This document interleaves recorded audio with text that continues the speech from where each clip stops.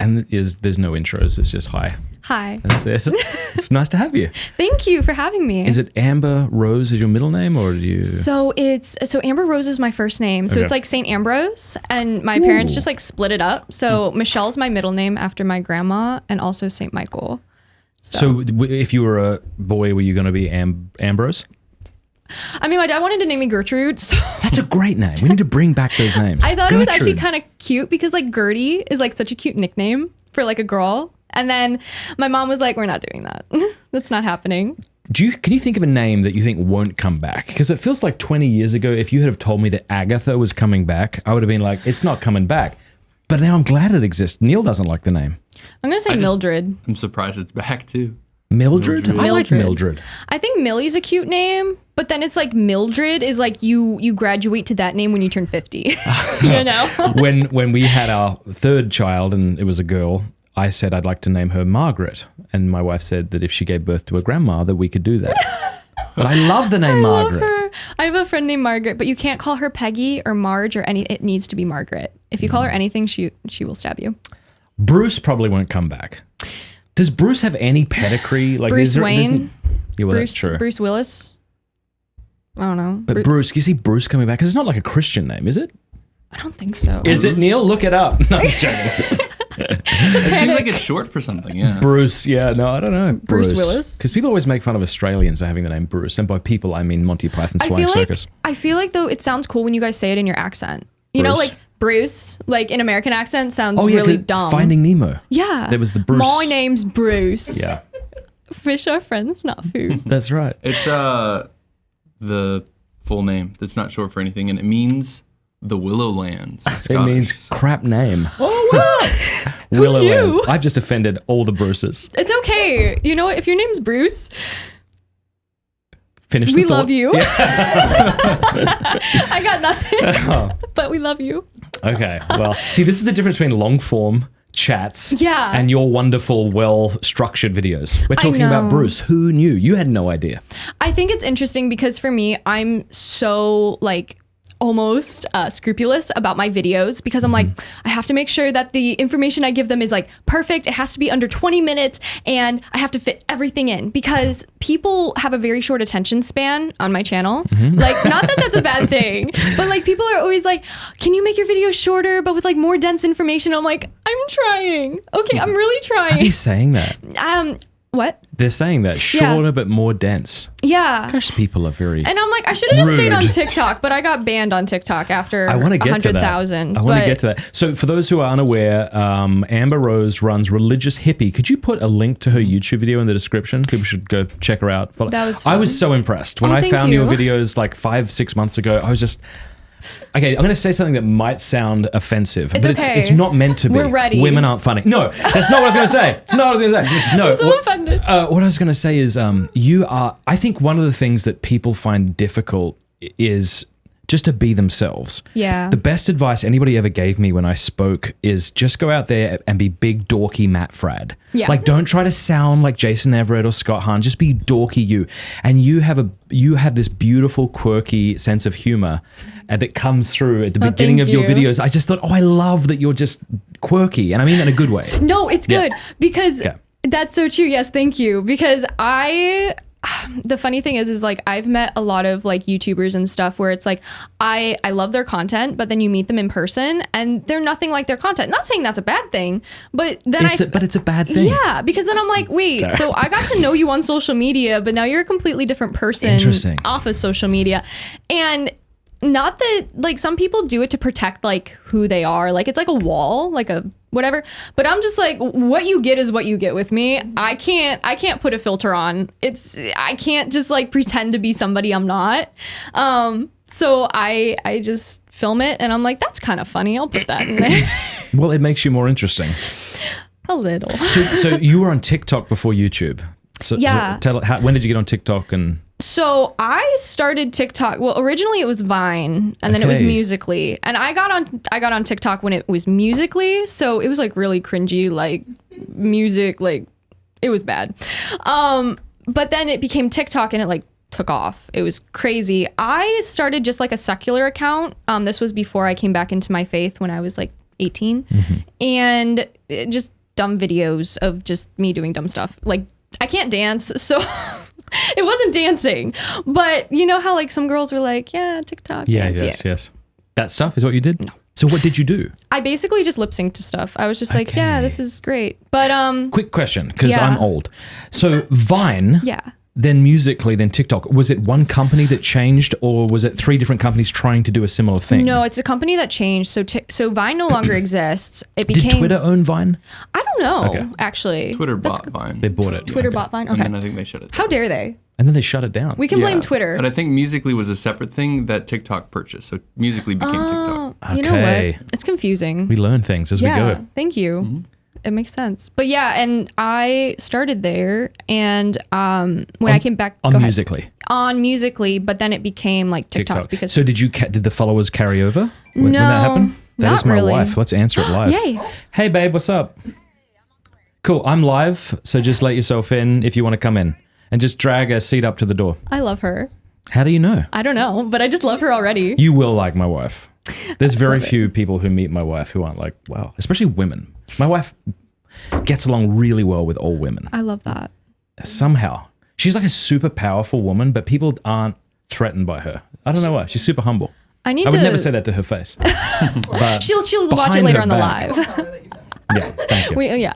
But Sorry. No, you're TikTok. fine. Yeah, it was I mean the followers didn't really follow over because Musically was really dumb for me. I just kind of did whatever. It wasn't a serious app for me until I came back into my faith. And then I posted just the crappiest video you can imagine. Horrible lighting, awful music. Like, it didn't make any sense. It was like a picture or a video of like my Rosary and like the church I was going to at the time. And I posted it and got like thousands and thousands of views, and it became like millions of views. Why do you think that was? It mustn't have been too bad. I don't know. It was bad. It was bad. I don't have it anymore because they banned me. But like I did have it, and it was literally like really bad lighting because it was nighttime, and my quality of camera was not good at all. But I posted it and people just were just like, oh my gosh, like this is like, I'm Catholic too, or like this and that. And I'm like, I just came back into my faith. I don't know what you guys are talking about. But as time went on and I started learning a lot more, I started posting more videos about my faith and what it was like to have fallen away from it. And kind of just like my own journey. And I noticed that there were no young girls talking about Catholicism. I'm not it was offended all by that at it all. was all guys. Oh, I see. Yeah. Now I am offended. Yeah. Guys only talk about Catholicism. But it was one of those things where like I saw Scott Hahn, I saw Yes. you, I saw Dr. Taylor Marshall, Tim Gordon, all of these people, and I was just like, but where are the girls? And I know that like technically it's not necessarily a girl thing, but I wanted to know young girls' experiences coming into the church. Are you a convert or a cradle Catholic? Like, what helped you? What, because we're more emotionally inclined, not so like apologetic inclined. I can do apologetics every now and then, but I prefer to share my own testimony because it connects with people and people resonate with that. And I just was not getting that from anybody, in the sense of, I liked a lot of your interviews, but I wasn't getting it from like somebody my age and like my I age totally group. agree. I'm so Yeah. glad you're doing what you're doing Thank for you. that very reason. Like my girls are young. My eldest is 13. Aw. But as she gets older, like I want people like you to exist Yeah. to speak to her in an attractive, compelling way. So I'm really, Thank you. It's, it was one of those things. I'm like, I don't see it, and I knew there had to be other people out there who were just like me, who either fell away from the faith, were curious about it. So I started doing some hardcore research. Like I got the Catholic Answers website up. I had like, my, Father Mike Schmitz. I had my Catholic Answers books and everything. And I did a lot of research because the more that I posted, the more questions people would ask Yes. me. And then the more questions people asked me, it forced me to do more research into it.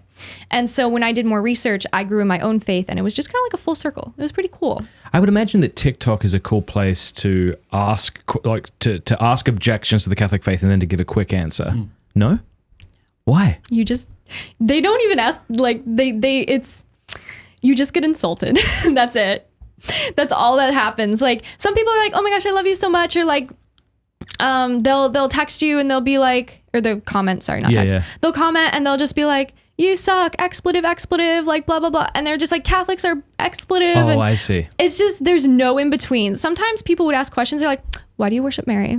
You know, but it's not like a serious question. You would Right. offer a rebuttal, like just be like, well, actually we don't. In We the comment venerate. section, or would you? You could click on the comment and then you can like make a video about it. Oh wow, cool. And so you could respond that way because they give you a limited, it's like Twitter, you have a Yeah. limited amount of space. Yeah. And I prefer, because I think that we can get more conversation in if we actually share a video of it, because then they can hear our tone of voice, they can see what we're like.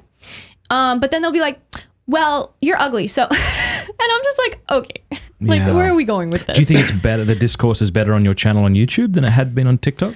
Definitely YouTube and Instagram, because Instagram you can control it a lot more. You can How so? you can put in kind of like certain words aren't allowed kind of thing. So like it blocks out certain words. Good. So like curse words and stuff. Right, same on YouTube, right? And it's you feel so dirty having to write that list of words in that you don't want said. Then you go have a shower and record a video. Yeah. It was a moment. I'm like, is it bad if I write it down in the area where and my confessor was just like, no, it's just write them in. And I'm like, Yeah. okay, if you say so. But yeah, it's TikTok was just a toxic place. So, what good do you think you were doing on TikTok? When did you peak, and when and why were you banned? Yeah. So I started TikTok when I was 18, and it just continued going up until about this year. I reached 100,000. And then on my birthday, I received a message saying that I was restricted from my account. Like I wasn't permanently banned, but I was temporarily banned, and I could submit an appeal to get my account back. And so I was like, well, I want to know what they banned me for, because they don't tell you. And so I typed the appeal in, and I was like, y'all are weird, and if you guys don't believe in freedom of speech, then like blah, Oh, blah. you said that? Yeah. It was great. I'm sure they appreciated that. Yeah. You know, they usually do. And then they were just like, oh, LOL, sorry, it was a mistake. Here's your account back. And I was like, They said LOL? Yeah. Who is running TikTok? I don't know, but they were like, LOL. They like sent me an 15-year-old email. girls? Yeah. Probably. It didn't say LOL though, right? I mean, no, it did. right. Matt thinks that it said LOL for a second. No, right? she's No, saying it did. Oh, it did? It said yeah. LOL? Yeah. That They is sent me weird. like an email, because I sent them like this long email, and I was like, y'all You are know what tripping. I'm going to do after LOL. this video? I'm going to ban the use of LMAO. Because whenever someone says LMAO, it's always after they've said something snarky, like, true. this guy thinks it's whatever LMAO. As if they're actually laughing. But I don't think they laughed their ass off. I they really think their don't. ass stood exactly where it was and I'm did one of not. those people that uses Do that you? all I'm the so time. sorry. No, I'm so sorry. You're banned, Chloe. And now I'm like, But do you do it after snarky comments? You can say yes. no. It's the snarky. It's She the says no. snarkiness. It's because it's like someone saying something they think is snarky and insightful, and then they laugh at themselves to validate the thing they just said, which just makes it It's so all the true. more lame. Matt, you won't believe what people are spamming in chat right now over and over again. And that's like a wild. I am canceling my YouTube channel. You guys drove him to cancel his YouTube channel. Yeah, this is when it happens. Oh my gosh. It's true though, but I think with women, like we actually mean it. Like, you know, we You mean mean what? it. We mean like LMAO. Like Oh. but guys are just like LMAO, like I can't believe this man. Passive aggressive. Yeah, but also with LOL. Like Oh, we have 367 random people watching saying LMAO. I love that. I think that's so funny. It's a trend now. Somebody's going to get a shirt with it. Yeah, I know. Yeah. Oh, here's my wife. Hello. Isn't this the weirdest interview you've ever been a part of? It's okay. Is it? I don't know. Hey, love. Hey. Do you want to just pull the? You can. We have someone here, so maybe pull the chair up. Yeah. Yeah. Or just chair up to the door, maybe, because I don't know if you'll fit. Yeah, there's a lot of Or you could sit in here if you want to sit super close to Chloe, who's cool. Chloe's awesome. She's Chloe my best is friend. awesome. She's my best friend. Yeah. Yeah. Yeah. This is Cameron. Sorry. Am I going to ruin everything? You will, but that's okay. Just don't trip over a cord. And, It's all right. How are you? yeah. I love it. So we were talking about how Amber was on TikTok, which is this thing that kids use. And But they shouldn't. And they shouldn't. And okay, so they said LMO, LOL, we accidentally banned you or restricted you. Then what happened? And I was like, okay, weird. So I get my account back and I look at what they wanted to ban me for. Can you take a wild guess as to what video they flagged? Would it have to do with gay marriage, just gay stuff or trans stuff? Or okay, I'm going to keep guessing. I don't know. Well, So I have a snake. and her Oh. name is Sundance, and she's 5 years old. African bull python? No, she's a ball python. Okay. So she's about 4 feet. People freak out when they hear that, but don't we have freak one. out. Our son has one. A bull python. Yeah. He's super sweet. Like she's Animal cruelty. Yeah. So what happened? They literally were like, this is offensive to people. Like What was? my videos of my snake. What was offensive about the snake? They literally just said it goes against their community guidelines. That's all they said. And there's nothing wrong with it. Like she wasn't eating a rat or anything either. And you weren't like hitting it with a No, hammer. she was that like- would have sucked. She was like on my shoulder, like on my arm here, and Yeah. she was just hanging out. And I was just like, this is Sundance. And then I showed him my 10 chickens, my 3 dogs, my 3 cats, my 2 turtles, my rabbit. Do you think it was the snake that offended people? Or can you not tell? Maybe Well, they hate it chickens. was the flagged, like it was the snake videos that were flagged though. see. It wasn't like, I mean, I had a couple with other animals, but it was just so dumb. I was like, this is not something, because like I had like videos about LGBTQ and stuff about how like we love the person, hate the sin, and like everything. And I would get like, those would blow up because everyone would be so mad. But those were the ones that were flagged. None of the LGBTQ ones, the one on gay marriage, nothing about like no sex before marriage, like nothing. It was always the animal videos. And I was just like, Did you get to appeal? So is that the one that they said was a mistake? They flagged it by mistake? they flagged like 5 of them, which is why I got like violated their community guidelines with my animals somehow. Okay, so when you appealed it, what happened? So I appealed it. I got my account back. And then I posted a video saying, hey guys, TikTok is probably going to ban me permanently. So if you guys want to follow me on my other platforms, like here's my podcast, here's everything. And they were just like, what? No. And then literally like the next day, which was my birthday, in the morning, I didn't post anything. They just permanently banned me. And I couldn't make another account. I couldn't do anything because they know like my phone number, my address, my IP, whatever. Yeah. You know? And so I could not make another account even for like kicks and giggles. Like I couldn't do it. Kicks and giggles. Amazing. Yeah. And that's amazing. So what was that? Because there was once I had my Instagram hacked by someone, I think it was an irate Muslim. Oh. And he just started, I don't know how he got in. Actually, I Facebook think I do, usually. but if I try to explain it, it will just get so convoluted that I won't. Anyway, so he got in, he took control, changed the password, and started posting pictures of Saddam Hussein. And people are like, I think he's been hacked. I'm like, that's a good guess. Thanks, really. guys. But I remember when that happened, it was this very much like, all right, Jesus, like I surrender this to you. I abandon this to you. Like we don't just have to kind of say fiat voluntas tua in the sense of like, well, if this is going to happen to me, I guess I have to accept it. We can embrace God's will even when it goes against what we want. So how did you handle that? I cried Oh, like a baby. good. All right. I literally, I kind of like threw my phone across the room because I was like, there goes 10,000 Right. people who have no idea what happened to me. Yes. Because I'm like, if it was different, like if I chose to quit the app, I could have had time been like, hey guys, I'm quitting TikTok. Like you guys can like, follow me over here. But I felt like I abandoned people. It wasn't my fault, but I felt like I abandoned them because I'm like, I didn't have enough time to tell them, come follow me because TikTok wouldn't let me post that video. Because they're like, well, you're banned from posting anyways, because they banned me from posting for like, it was like a week or something. So I couldn't even tell people like, hey, they're going to ban me, like, da-da-da. I couldn't even post that video. So literally I was just like cut off and nobody on there knew where to find me because my account was gone. So I more or less felt like it was hard because I felt like I abandoned them. And I didn't give them like, because there were so many converts on there that were curious about Catholicism that I was talking to in like the description or DM, like direct message. And all of a sudden I'm gone. And they're just like, oh my gosh, she hates me. Like, I don't know what their thought process was. I'm assuming they knew I got banned. Was there ever a point in a video that was published that you said I've been flagged? No, because So they yeah, wouldn't fair let enough. me post. So they have no idea. Yeah. They wouldn't let me post anything because they're It's like, tough, yeah. you can't post for a week. And so I cried about it a little bit, more or less. But then I was just like, it was on my birthday. And it was at Happy 8:08 birthday. when I was born. I was born at 8:08 on April 8th. And I got banned at 8:08. Like there was the timestamp on it. Like you are officially banned. It's 8:08. And I was just like, Jesus, you have a sense of humor. A sense of humor that I don't get yet. Yeah. But God really does have a sense of humor. And he literally knew that TikTok was bad for me. It was bad for my mental health. It was causing so many issues in just my mental health life. Like I the amount of comments I would get, the hate, Chloe witnessed it firsthand, me just like bawling on the floor in her kitchen being like, Bless you. nobody loves me. Bless you. It has that effect. It's Like I know that you're saying it in a joking way, but it really is what It's people are hard. experiencing. It's hard because it's like And the negative cyberbullying. comments they always seem magnified. Yeah. Like someone can say something nice and we somehow dismiss it. Like they don't really mean that. But if someone says you suck and I hate your face, you're I like, well, believe it. that person's infallible, Yeah. clearly. And I have to accept it. Yeah, it was not fun. I mean, and that's the thing. It's like we psychologically, our brains attach to the negative things. Like that's just psychologically how we're wired, because it's more shocking, and so it's ingrained in our brains more.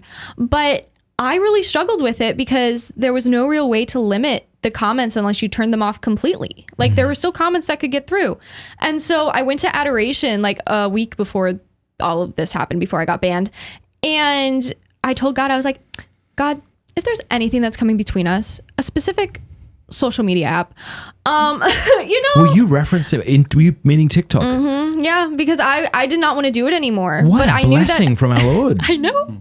Even though you threw the phone across the room. And he's like, Amber, we literally had this conversation last week. It's so true because I was like, oh wait, you know those things where you like pray for patience and then it happens and then you're like, why God? Why would you do this to me? Because that was me. Yeah. And I eventually accepted it because I was like, you know what?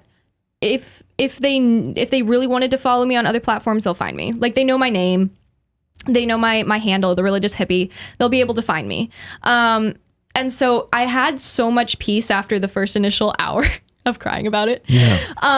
That I was like, I don't have to post on TikTok anymore. I don't have to look at negative comments anymore. It's just a breath of I was just like, wow, like this is amazing. And I didn't really like TikTok to begin with because I felt almost like an enabler when I was like, oh, go follow me on TikTok. I'm like, kids should not have TikTok. I see. Now, pause a moment and just talk about generally why kids shouldn't be on TikTok. Like separate from the fact that you were on there and your experience as a creator. Yeah, the main thing is you cannot control what shows up in your For You page. So your For You page is basically when you first log on, it's just random videos that are suggested for you. You don't control anything. So an underage girl in a bikini could show up dancing to, WAP or something, and you see that. You're a witness to that. And I believe Father Ripperger's also mentioned that like our screens are a portal in some ways. And so if somebody's struggling with a sexual sin of some type and they come across that, they're going to be tempted. A lot of like immoral stuff. There's so much, on TikTok, there's literal YouTube videos where Gen Z has created their own mental illnesses. Like they pretend to have like DND or I don't know, multiple personality disorder. Yeah.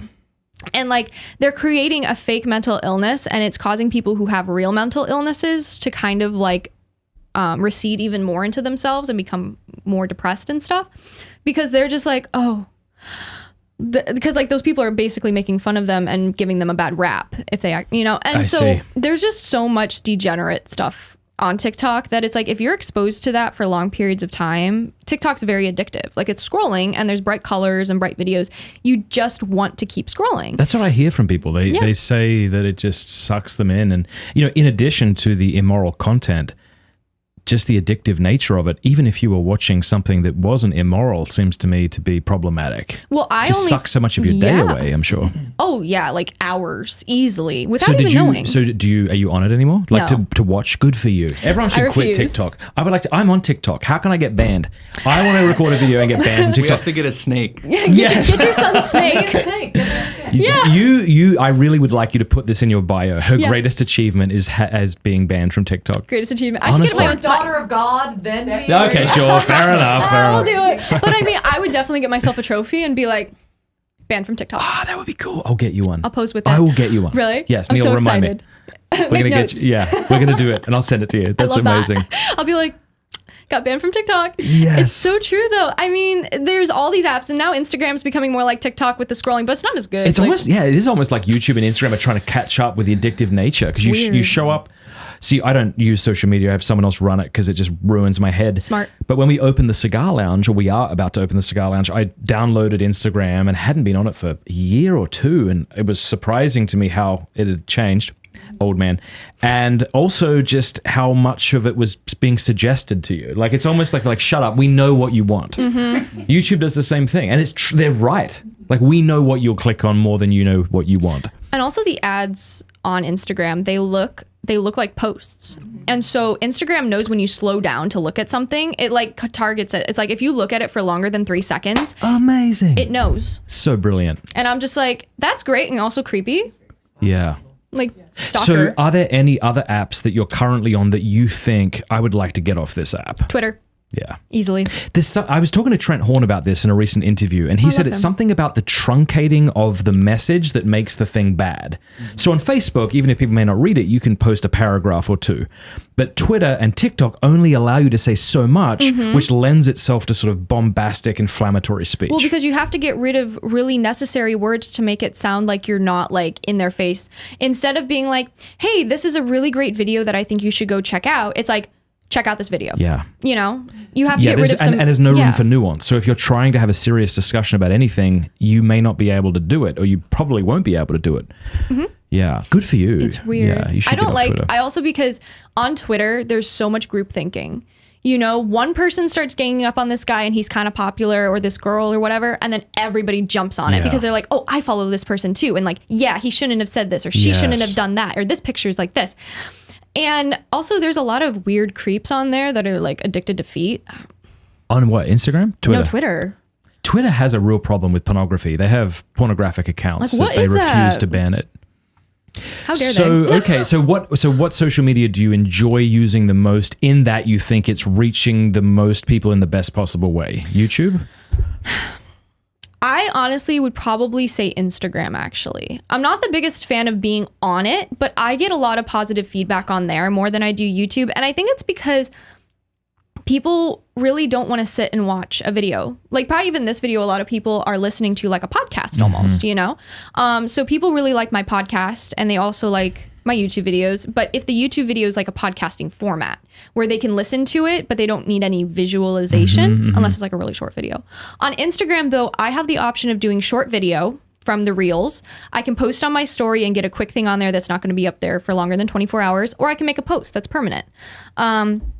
And I think it offers a wide variety of options for people. Like if you want to do a video, you can watch the reels. If you want to post, you can look at the post and read the post. And it offers context through pictures instead of on Twitter. I also think, can you look this up? How many women are on Instagram?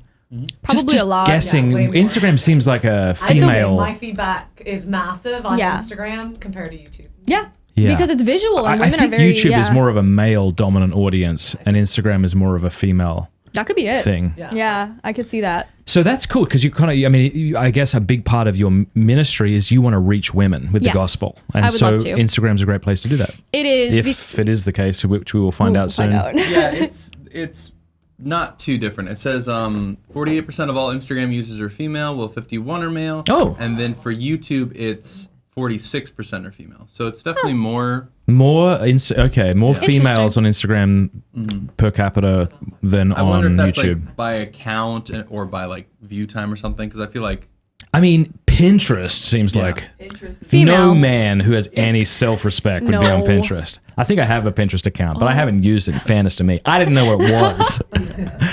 Just for a backup What account. is Pinterest? Are people still doing stuff on Pinterest? I don't even know how to work it. I just see things I It's- like I and I wouldn't really even save call it like a social media. Yeah. It's kind of Yeah. completely different. It's Okay. like you see like aesthetic things I like, see. oh, this like wall trim looks really good, so I'm gonna make a board I'm for my using- living room and put this wall I'm trim. using it for the kitchen redo. That mic's on, isn't it? People can hear you? Okay, good.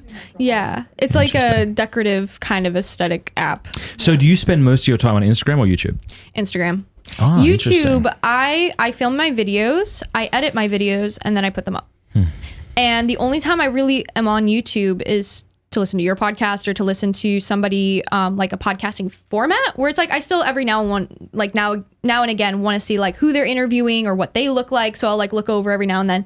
But I am not super into like sitting still and watching like an hour-long video. Yeah. I need to be working. I Most need to be people are doing like something. that, I think. Yeah. So for podcasting and stuff, the podcast is really taken off because of that. So This podcast is great if you're on an airplane and you download a 4-hour That's show smart. and you watch it. But other than that, I don't know who in their right mind would sit down for this long other than me. I know. I met a farmer guy at the thing over the weekend. He's like, I love it because I don't have to do anything. I just listen for 3 love hours it. straight. He works with his hands. No, but see, but that's different. Like listening, I get, but not watching. Oh, That's what I mean. yeah. Yeah. Because I mean, it's a cool setup. It's aesthetically pleasing. Yeah. Like it's awesome. Yeah. But it's like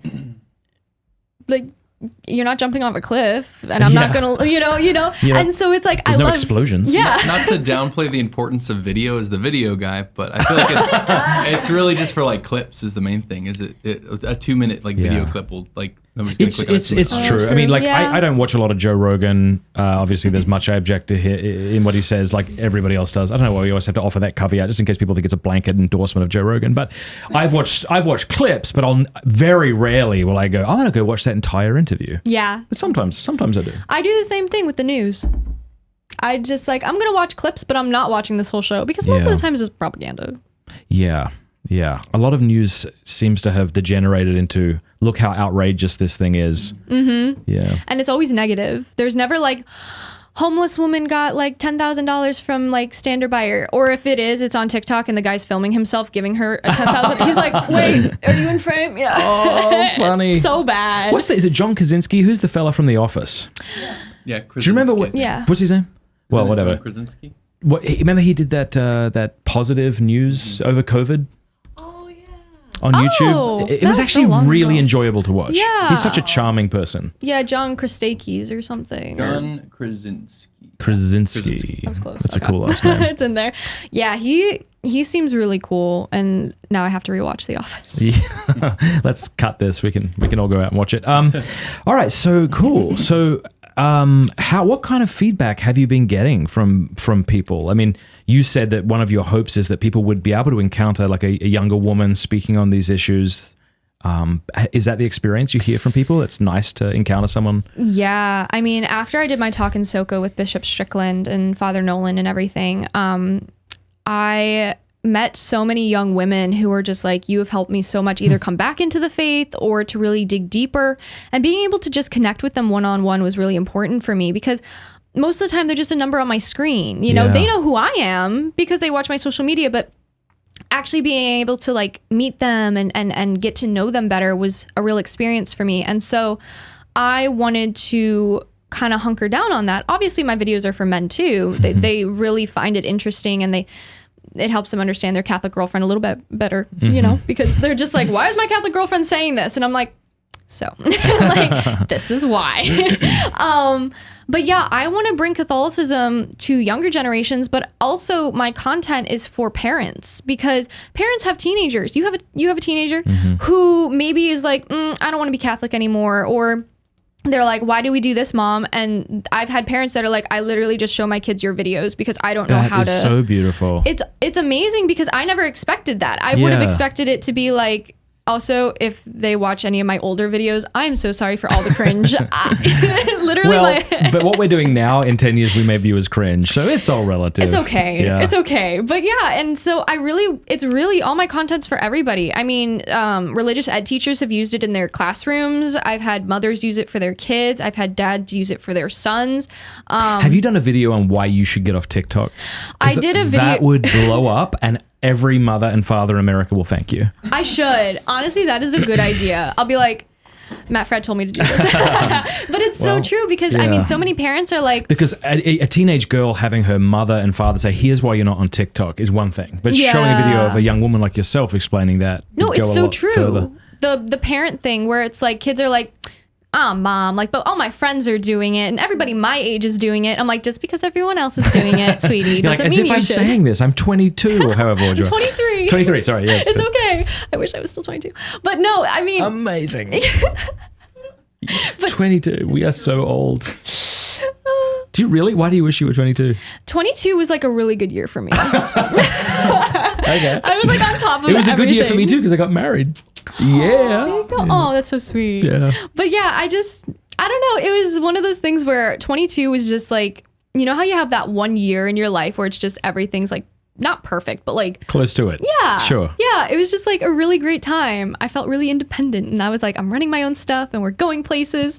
But yeah, I mean, TikTok is just the worst place for teenagers to be. It infiltrates your mind, and it makes men like, not to use the word, but like soy boys.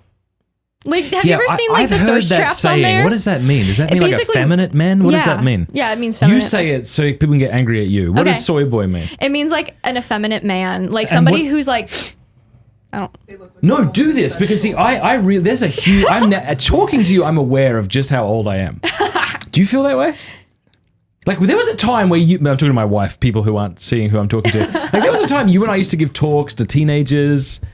I'm going to talk to some teenagers about pornography in Iowa next week or this week. I realized when I gave the last time I Speaking to the sorry. mic, yeah. The last time I spoke to a bunch of teenagers, like high schoolers, I was like, oh my goodness, I got really old. Because I mainly, like, I'll do a lot of women's stuff or like college age, but like teenagers, I realized I was like, wow. Like I am so far removed and from their world and their culture. And yes, definitely feel older, but that's okay. Okay, so I want you to explain to me, and we're going to... What ready. is a soy boy? And what does this mean when you did this thing? What is that? Noodle arms, like they have like no muscle. They're like they always have their shirts off, and it's true. Keep going. I think they get it from All Twilight. right, noodle arms, shirt off. Keep going, yeah. They have like What not to do, writing it down, yeah. so true. It's like they haven't hit puberty yet, but they think they're the hottest thing since Betty White. I can't say sliced bread anymore because Betty White is older than sliced bread. And she died, unfortunately, rest in peace. But I mean, they just think that they're so hot and they're like thirst traps, and they'll like they'll lick their lips in the camera. They'll pretend they get arrested by police. They'll like put their hands behind their back. They'll like make these cringy videos and they'll be like, I'm the hottest thing since Betty White. Yeah. And it's This is amazing. It's from the idea that like you shouldn't eat like soy. Right, I protein get and so that. forth. I get Okay, that soy has estrogen or something. I get Yeah. that. But just that's so funny just to hear It's the description of it. hilarious. I'm so glad I'm not on TikTok. You Noodle feel arm, lost. shirt off, pretending to be arrested. These are not the things I would have put under the title soy boy, but this is good. I'm learning. It's so weird. They think like they're so muscular. They haven't even hit puberty I yet. totally would have done that though if I was a 15-year-old and I had TikTok. 100%. I mean, because the women, like, they'll be like, yeah, get it, you know, whatever What is that that? means. I don't know They that. have to like get into fights. Yeah. And they'll like wipe fake blood off their mouth. And, like, No. tell They'll be their like- girlfriend, like, just for you, baby. It's Like, beautiful. There's something beautiful about it. What's beautiful about it is this. Like, it's obviously perverted when a woman dresses immodestly and acts like a whatever, and a boy does something similar. But behind all of that is just this desire to be seen and accepted and, like, loved. And when he's older, he's going to show his kids, and his kids are going to roast him. Yeah. burn him for sure for that. That's amazing. All right, good. It's so funny. So you mentioned you came back to the faith. How did that happen? Yeah. So I fell away from the faith for 8 years. How old were you when that I was happened? 11, 12-ish. And is there a reason you fell away? Yeah, there was a lot of stuff happening in the church at the time. I had just been confirmed at that point. I got slapped by Cardinal Sarah. Nice. You know how they slap you during Yes, confirmation. good. It was great. I actually just recently saw him. He's doing well. Cool. But yeah, I got confirmed, and then that was 2011. That's when a lot of the sex scandals started kind of like picking up a lot. Mm-hmm. And so we fell away, and I mean, I was like, yes, no more mass. I don't have to sit through it for an hour. I can text my friends. I can do sleepovers. I don't have to worry about anything. You know, I mean, that's what I thought. Mm-hmm. I was like, I'm free. You know, I can have sleepovers Saturday and the Sunday now. I don't have to worry about it. God became kind of like a thing in the back of my mind. Like, I knew he existed, but I was just like, I'm not a part of the church anymore. I don't have any consequences. Obviously, as like a 12-year-old, I was just like, I can do what I want. Yeah. So for 8 years, that's what I did. Like, I was in and out of rough crowds. I never did drugs or sex before marriage or any. My dad instilled a lot of good values into me as a young person, where I was like, I saw what drugs and alcohol and all those things did to my friends, and I'm like, I don't want that for me. I don't want that for them. But they're grown people. Like, they can make their. I talk like 12 people, like they're grown people. 12-year-olds are not grown people. You don't stop growing until you're like 25. But that's not true. But I'm not a scientist. But I was like, I saw what it did to my friends. I saw how so many of my friends were becoming alcoholics at the age of 16. I saw reckless driving. I saw all these things. And so I became the mom friend. I instantly put myself in that situation where I was just like, you need crackers? I got you. You need a drive home? I got you. You need money for gas and you're on the south side of Chicago? I'm coming to get you. Like, I did not care about myself. I only cared about the well-being of others. Even though I wouldn't do those things, I neglected my own boundaries with them in order to make sure they were safe, when in reality, they made those decisions themselves and they would have to face the consequences for those decisions. But I tried to keep those consequences away because I loved them and they were my friends. Unfortunately, they did not feel the same way. They would walk over me like all the time. They were just like, I need money. You know, it wasn't even like, hey, can you come pick me up? It was like, I need a ride. You know, it stopped being like, oh my gosh, thank you so much for helping me out. It became like, I need help now. Like, come get me. And so when people stopped kind of appreciating it just became like second nature. That's when I was kind of like, like, can I have some appreciation for driving an hour to come and get you because you're drunk, you know? Like, and there was just like no appreciation for it. And so slowly, like, I just kind of accepted it and just got walked over by everybody. I got bullied a lot in high school. I had like no self-respect basically. And cause I didn't know my worth at that point. You know, when you're 12, you're going into puberty, you're going through all of that. You get hit with you know, there's other girls that look like me, but prettier. I need to wear more makeup. I need to wear this outfit. I need to look a certain way because you're trying to find your niche. You're trying to figure out where you fit in, what you like to do. And without God in your heart, without God in your mind, you're really led astray because he gives us those set rules. He gives us like, don't do this, don't do that, you know? And if we don't have those rules and we don't know truly that we are a child of God in our heart, we allow the world to come in and tell us who we are. And the world never tells us good things. So for me, that's what happened. Like I got eating disorders. I became depressed and anxious, self-harm, like just everything under the sun I struggled with. Nobody knew because when you really do struggle with a mental illness, the only people who really know are close to you, you know? And so I struggled with that for years. And then I get seasonal depression too. And so when I turned 18, I had the worst seasonal depression of my life, not counting last year because I also had desolation, but it's a different story. But I was in my bright pink room. No, I think it was turquoise actually. And I looked over at my pug and donut poster, which is like my calendar. And I looked at it and it was Sunday. And I was just like, Sunday, like I have so much to do today. I have school, I have this. And I was like, but you know what? It's Sunday. Like, we used to go to church when I was a kid. So I decided on a whim just to go to church. It was random. So random. And you drove? Did you tell your folks you were going? No, I don't think I really told anybody. I think my mom knew though, because like, why else would I wear a long skirt and a veil? It's so cool that young people are sneaking off to church. Yeah. It's just like, I'm not going to go do drugs. Bye, Mom.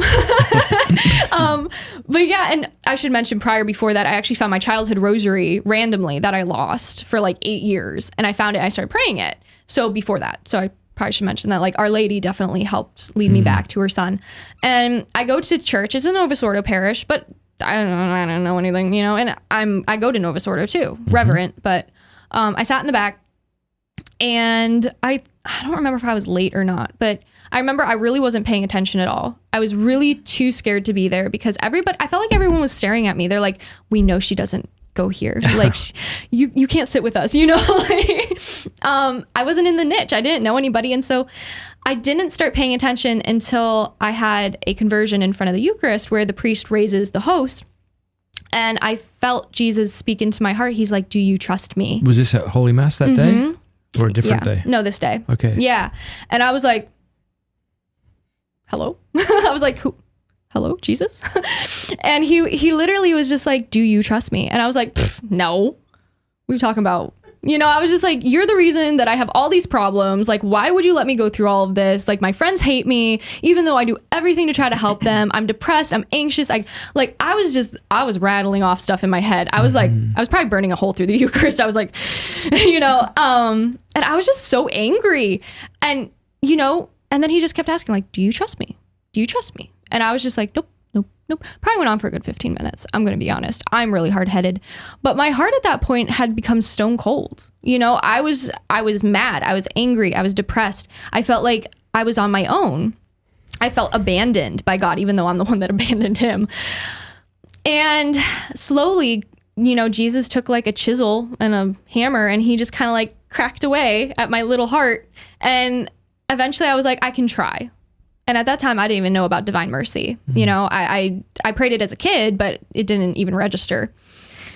And so I was like, I can try, and I will try. And so after that day, I decided I am really actually going to try, because I felt a sense of peace at that mass that I never felt before. Being able to say like, okay, Jesus, I'm going to try and trust you. It's not a commitment. It's not like, yes, I will trust you. It's a stepping stone. And that's what he asks. He reaches his hand out and he says, take my hand. And then he leads us, and that's what he was doing. He was reaching his hand out to me. He's just like, you don't have to take it, but you should. And so I was just like, okay, maybe. So it's like a little kid holding on to their dad's pinky finger, basically. I'm like, maybe. And ever since then, I've been pursuing my faith. I've been growing in it. I've been trying to get better in it. And I found out about Divine Mercy. And actually the first talk I ever gave was on Divine Mercy Sunday. And I didn't know it was Divine Mercy Sunday. And I gave that talk and they're like, did you know it was Divine Mercy Sunday? And I was like, what? Feels like something I should have known before I gave the talk, but I'm glad it came full circle. It was so crazy. It's happened twice where we also had, I gave a talk on St. Gianna. Yeah. And it was also St. Gianna's feast day. Oh, wow. And then I gave a talk on mental health and it was St. Dymphna's feast day. Yeah. I have no idea. I don't know these things. It just happens. But in an essence, that's kind of the story of how I ended up coming back. If you don't mind me asking, how did your mental health, how was that affected by your coming back to faith? Oh, it was so tough at first because of scrupulosity. When I first came back in my faith, I had my general confession, where you have to go through everything for the last 8 years. Yeah. And the priest was just like, he probably got a beer after that. But he was just like, I'm glad you're here. Yeah. Did you tell him it was going to be a general confession? It wasn't one of those ones where you were in line before Mass and he thought it was going to be 1 minute? It was. Okay. Yeah. I mean, he knew me kind of from when I was in confirmation because he was my teacher. Mm-hmm. So he was like, oh yeah, I remember you. And I was like, sorry. I was the worst kid in confirmation class. I would pass notes all the time to boys I liked, which was all of them. And I would just be like, want to go on a date? To all of them. Mm-hmm. It was bad. I did not pay attention during confirmation class. So yeah, this poor priest, still friends with me till this day, thank God. Thank you. But he really helped me kind of be like, this is fantastic that you came back, that you went through this and you came back, because most people go on this journey until they're like 35 or 40 and good time to make a U-turn. Yeah, right? And their 20s are gone and, they wish they would have found it out sooner. So you are where you need to be. Mm-hmm. And so I really struggled with scrupulosity in the beginning. But scrupulosity, I've said before, is not a cross the Lord is calling us to carry. Mm-hmm. If it's anything, it's more like a scourge of Satan that the Lord calls us to renounce. And I think what's so difficult about scrupulosity is it has this sort of, it has an element of piety to it because you're taking sin seriously. Yeah. And so to the scrupulous person, when you tell them that scrupulosity is not good, it sounds like you're saying taking sin seriously is not good. And it's a very difficult trap. I struggled with scrupulosity a great deal a few years after our marriage. And I remember thinking, I wish like once saved, always saved was true. I'd love to leave Catholicism and become Protestant if I could believe that.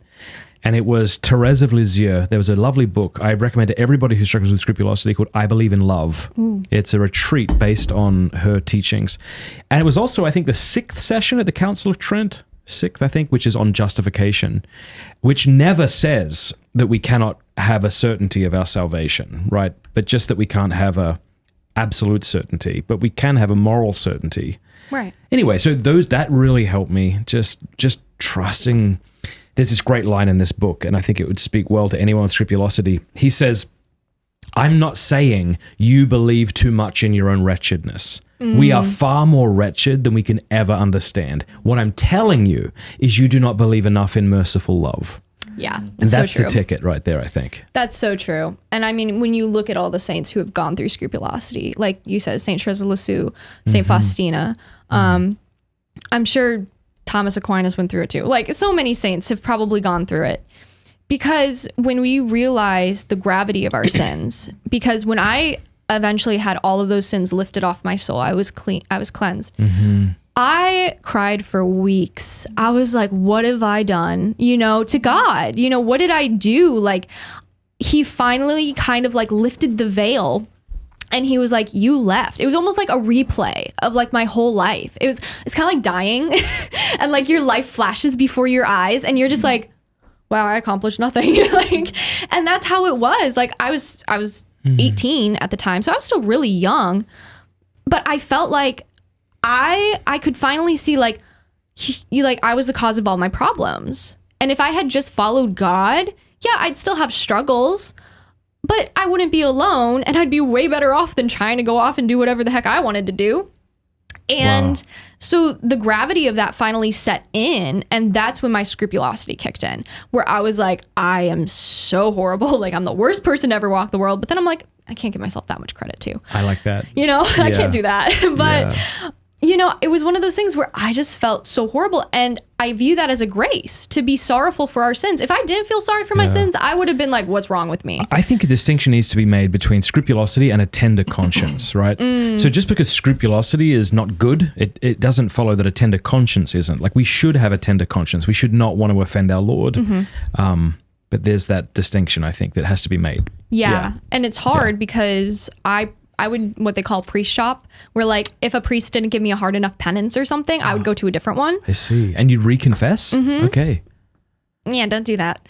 That's not good because it's really what it's showing is that I do not trust in God's mercy. And it's also like a sacrilegious act in a way. is. It's kind of like why we don't get rebaptized. And the church teaches that it's a sacrilegious act. So if you've been baptized in a Lutheran church with proper matter and form, the church does not rebaptize you. It's a Because it's general almost- baptism or something. It could be, right? You could do what do they call it? A provisional baptism. Yeah. Thank you. A provisional baptism. But it's the same. It's the same reason. It's like we trust in the power of God, so we don't redo this. But I see the point. I can get the temptation. Like, I need to reconfess this, and hopefully. And it was so bad until a priest was Yeah. just like, I'm the same priest you went and confessed this to. No way. And I was just like, I was just like, oh, sorry. How did he not realize? Like, why wouldn't he just assume that you've committed these sins again? Mainly because it was like the exact same I see. thing. That's and so funny. Yeah. he was just like, are you priest shopping? And I was He like, said that? yeah, because that's how I get the term from it. And I was like, nope. Maybe. He's just like, you can't lie in confession. And I was just like, okay, yes. And if you do, I know you'll come back and tell me that you will. So you may as well just be honest now. Exactly. And so I just like bawled my eyes out to him. Like, I don't know what to do. I feel like bless nobody's you. giving me enough like penance. Because when you're away for 8 years, I mean, I know some people have been away for longer. Some people, you know, maybe they've committed worse sins. But when you have that knowledge, it's like you, as a human, when that's revealed to you, you almost don't know how to handle it. You know, like, I've done all these things, like what do I need to do? But all God asks us to do is go to confession, make a penance, and fix our lives, basically, you know? That doesn't mean we're not going to sin again. It just means we're making reparations to not sin again. The other thing is, like, you're not and I know you know this, but like you and I are not the cause of God's love for us. And I think by going pre-shopping, as he said, or becoming scrupulous, that's why it's so bad. It's like, I'm the cause of your love for me. Yeah. Like, I've got to do this so that you'll love me, but it's the exact other way around. It's like God loves you and that makes you lovable. Exactly. Yeah. It's almost, I don't want to say like a pride thing, but in certain sense, like scrupulosity in my experience with myself was a pride thing. I'm like, Yeah. like, I'm so important, you know, I'm not that important, you know, in reality. And I'm like, I don't really know how to explain it in a way that would make sense without going like, That's okay. Let's you know, try. But try. Try. We have a lot of time. It's like when,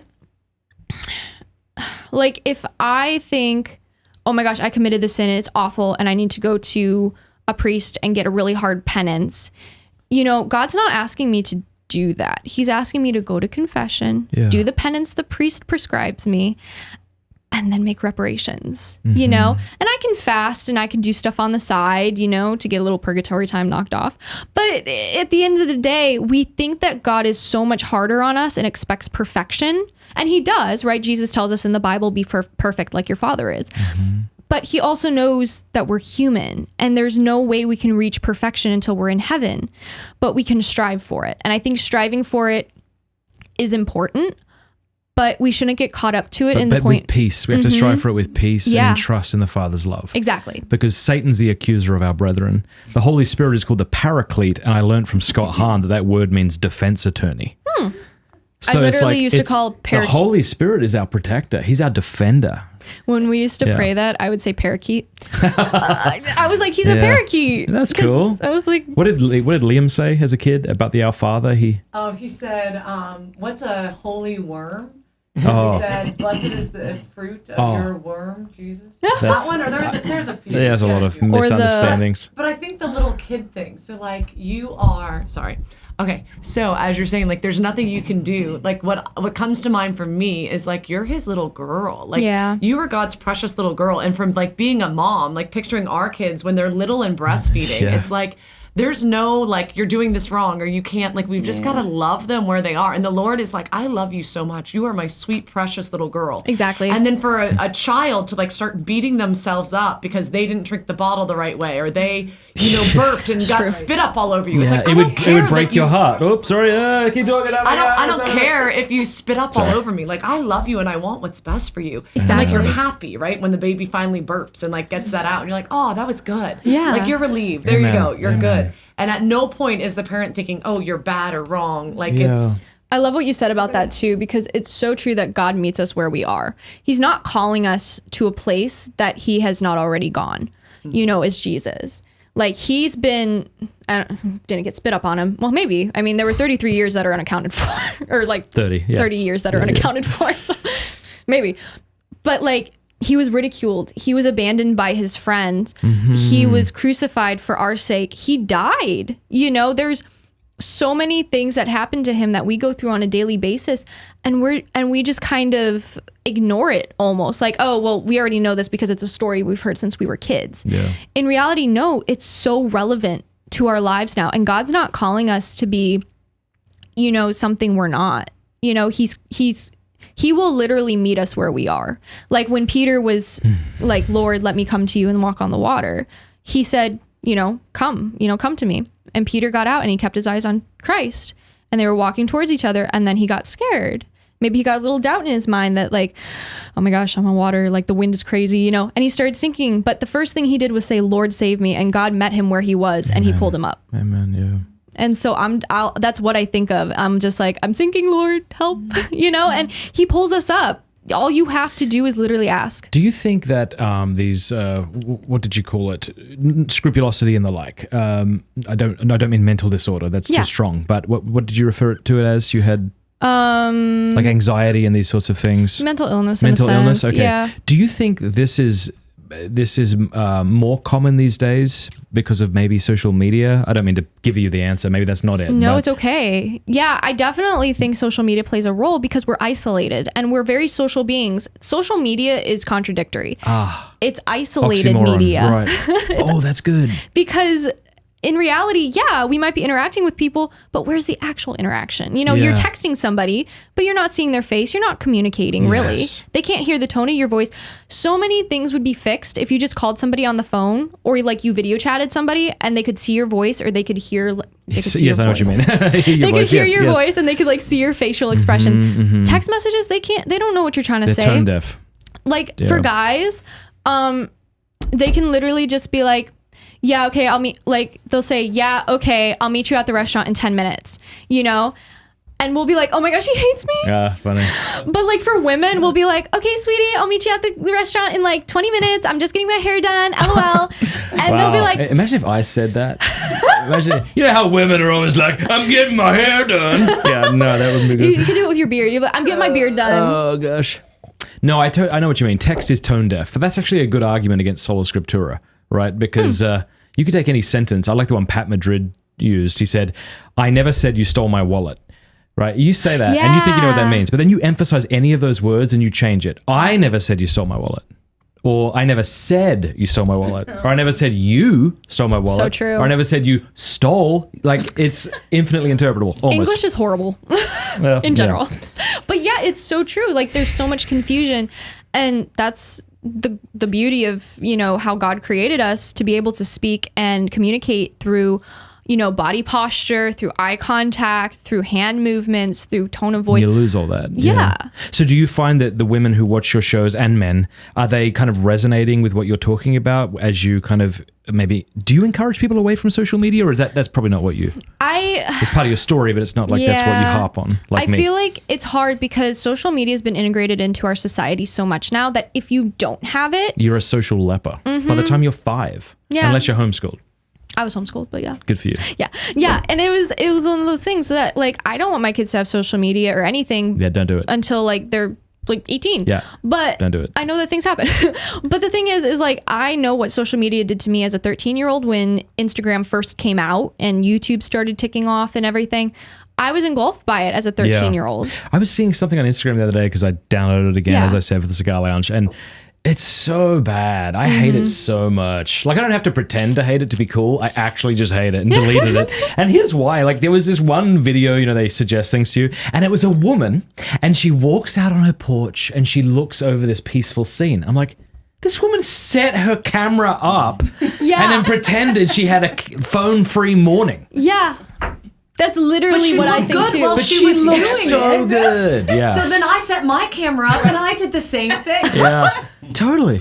Just like these boys who pretend they're in fights, like you said, or something. Somebody had to set that camera up. Or the worst. I'm so glad that phones didn't exist when we got married. All these bloody people hugging and spinning on beaches. Exist. I know you're saying that we're really old, and we are old, but phones did exist. Okay, fair just enough. not Phones existed, smartphones. just not smartphones. Yeah. Just to clarify, he's like 98 years old. Yeah. Good for 98 though. Good. He looks thank really you. Yeah. Not for 38, but great. For 98. Yeah.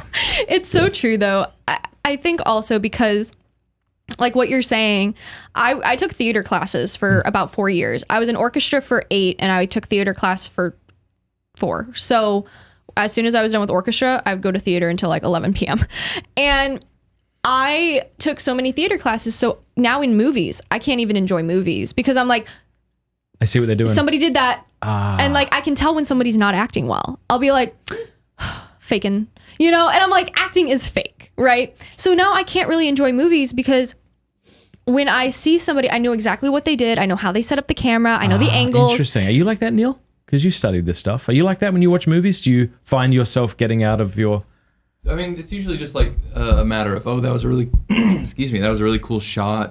Interesting. But even that takes you out of the moment, right? It does. A little bit. I mean, for me, it's not so much taking me out of the moment. It's like a layer of the art, I guess. But. Okay, cool. I mean, it's crazy.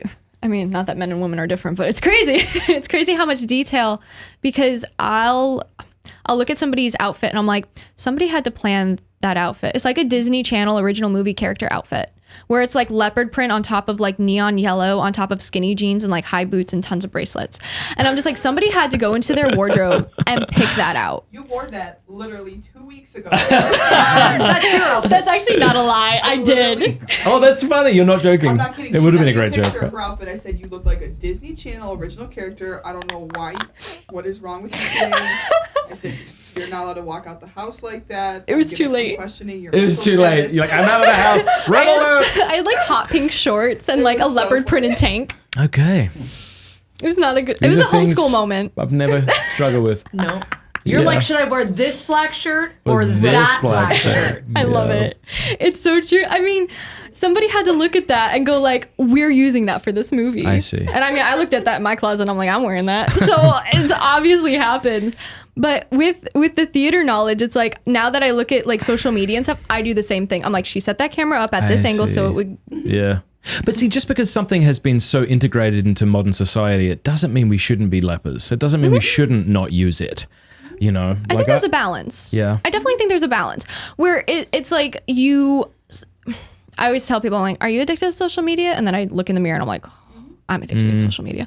But the thing is like, there are things we can do. So I don't know if you know Timmery from Trending with Timmery. Oh, she's lovely. She's awesome. I've met her before. She's really sweet. Okay. I had her on my podcast in season 2, and we talked about how we spend our time as Catholics and how social media takes up a lot of time. And even if it necessarily seems like you're soaking up good Catholic content, it's still a waste of time. You could be reading a book. She doesn't have a TV, which I think is awesome. I'm not there yet, but Baby steps. Yeah. But that's the thing is like, we can definitely have a balance though, where you know, maybe you don't have social media on your phone. It's only accessible on your laptop or computer. That's right. You know, I tweeted from my computer and I got bullied for it. So Why? maybe not, because people can see where you tweet from. Really? Yeah. I know nothing. They're like, oh, Android for like Twitter for Android, or Twitter from computer, or Twitter for Someone iPhone. bullied you for tweeting from your computer? couple people. They were just humans like- are the worst people. They were like, what happened to your phone? And I was just like, you know what, guys? I don't have it. It's Yeah, not on we my are social in media. so different universes. Like you It's and I live in crazy. different universes. It's the age gap. It is. That's totally what it is. It's the age gap plus the advance of technology while I was doing other things like having kids. We live Honestly- in different universes. Honestly, that was Which probably is more fine. productive. But what's that, having kids? Or- Yeah. But imagine that. Okay, so what? You're what? 15 years apart. Yeah. Y'all are 15 years apart. Imagine other people that are that much older, Yeah. right? So like, Yeah, but you'll what's feel like this crazy- too in 15 years, just so Probably. you But know. someone 15 years older than you wouldn't have That's that. right, because of the advance of technology. That's exactly But right. you'll have it with someone 15 years younger. Does that make sense? Yeah, it does. Yeah. It does, because like I wasn't raised on social media. I didn't have social media. I had flip phone growing up until I was like 13. So Good parents. Yeah, Yeah, good for them. and I got lost, and that's the only reason I got a phone, because I got lost. Matt, I want to go back to something you said earlier, because you were like, we don't want to be social lepers just because we're, you know, trying to live intentionally. But I think it's like, I don't know, I would liken it to like people used to like chain smoke every break that they had at work. That was cool. So it's like That's you could say pretty cool. like, I don't want to, you know, be a social leper, so I should go chain smoke with these people. But it's like if you knew that that was unhealthy in the way that they didn't seem to know that it was, you would like find some way to maybe go for the social aspect without like. Oh, the one harm. second. That's excellent. I love Yeah, what you're that's saying there, good. because that's what people would say. Hey, they were like, "Well, Yeah. the only reason I smoke is if I don't actually get to hang out with these people." That's actually really true. That's really cool. So, what's the solution? What do I you? would say have one cigarette. Like use social media very intentionally. Know what brings you joy. Know what tears you down. Always keep in mind like the stuff that you're talking about. Like this person set their phone up. This is just a presentation of an ideal life. This isn't real. To keep that kind of. But level I of don't. Yeah, disconnection. that's great. But I don't know if our brains can know that. There's these things called mirror neurons, right? And we've been talking about them for the last. By we, I mean neuroscientists for the last 15 years. And it's this idea that we feel what we look at. So, like, if you see somebody get slapped in the face, you might physically react as if you had been slapped in the face. Right. That kind of thing. That's why pornography is so detrimental, because you can say this is just fantasy, but you don't actually know that. Like, you know that in one level of your mind, but the other part of your mind thinks you're engaging in the thing you're viewing. It's right? hard. And so I agree that you can step back and say, look, this is fake. And that would help to say that. But I don't think you can do that.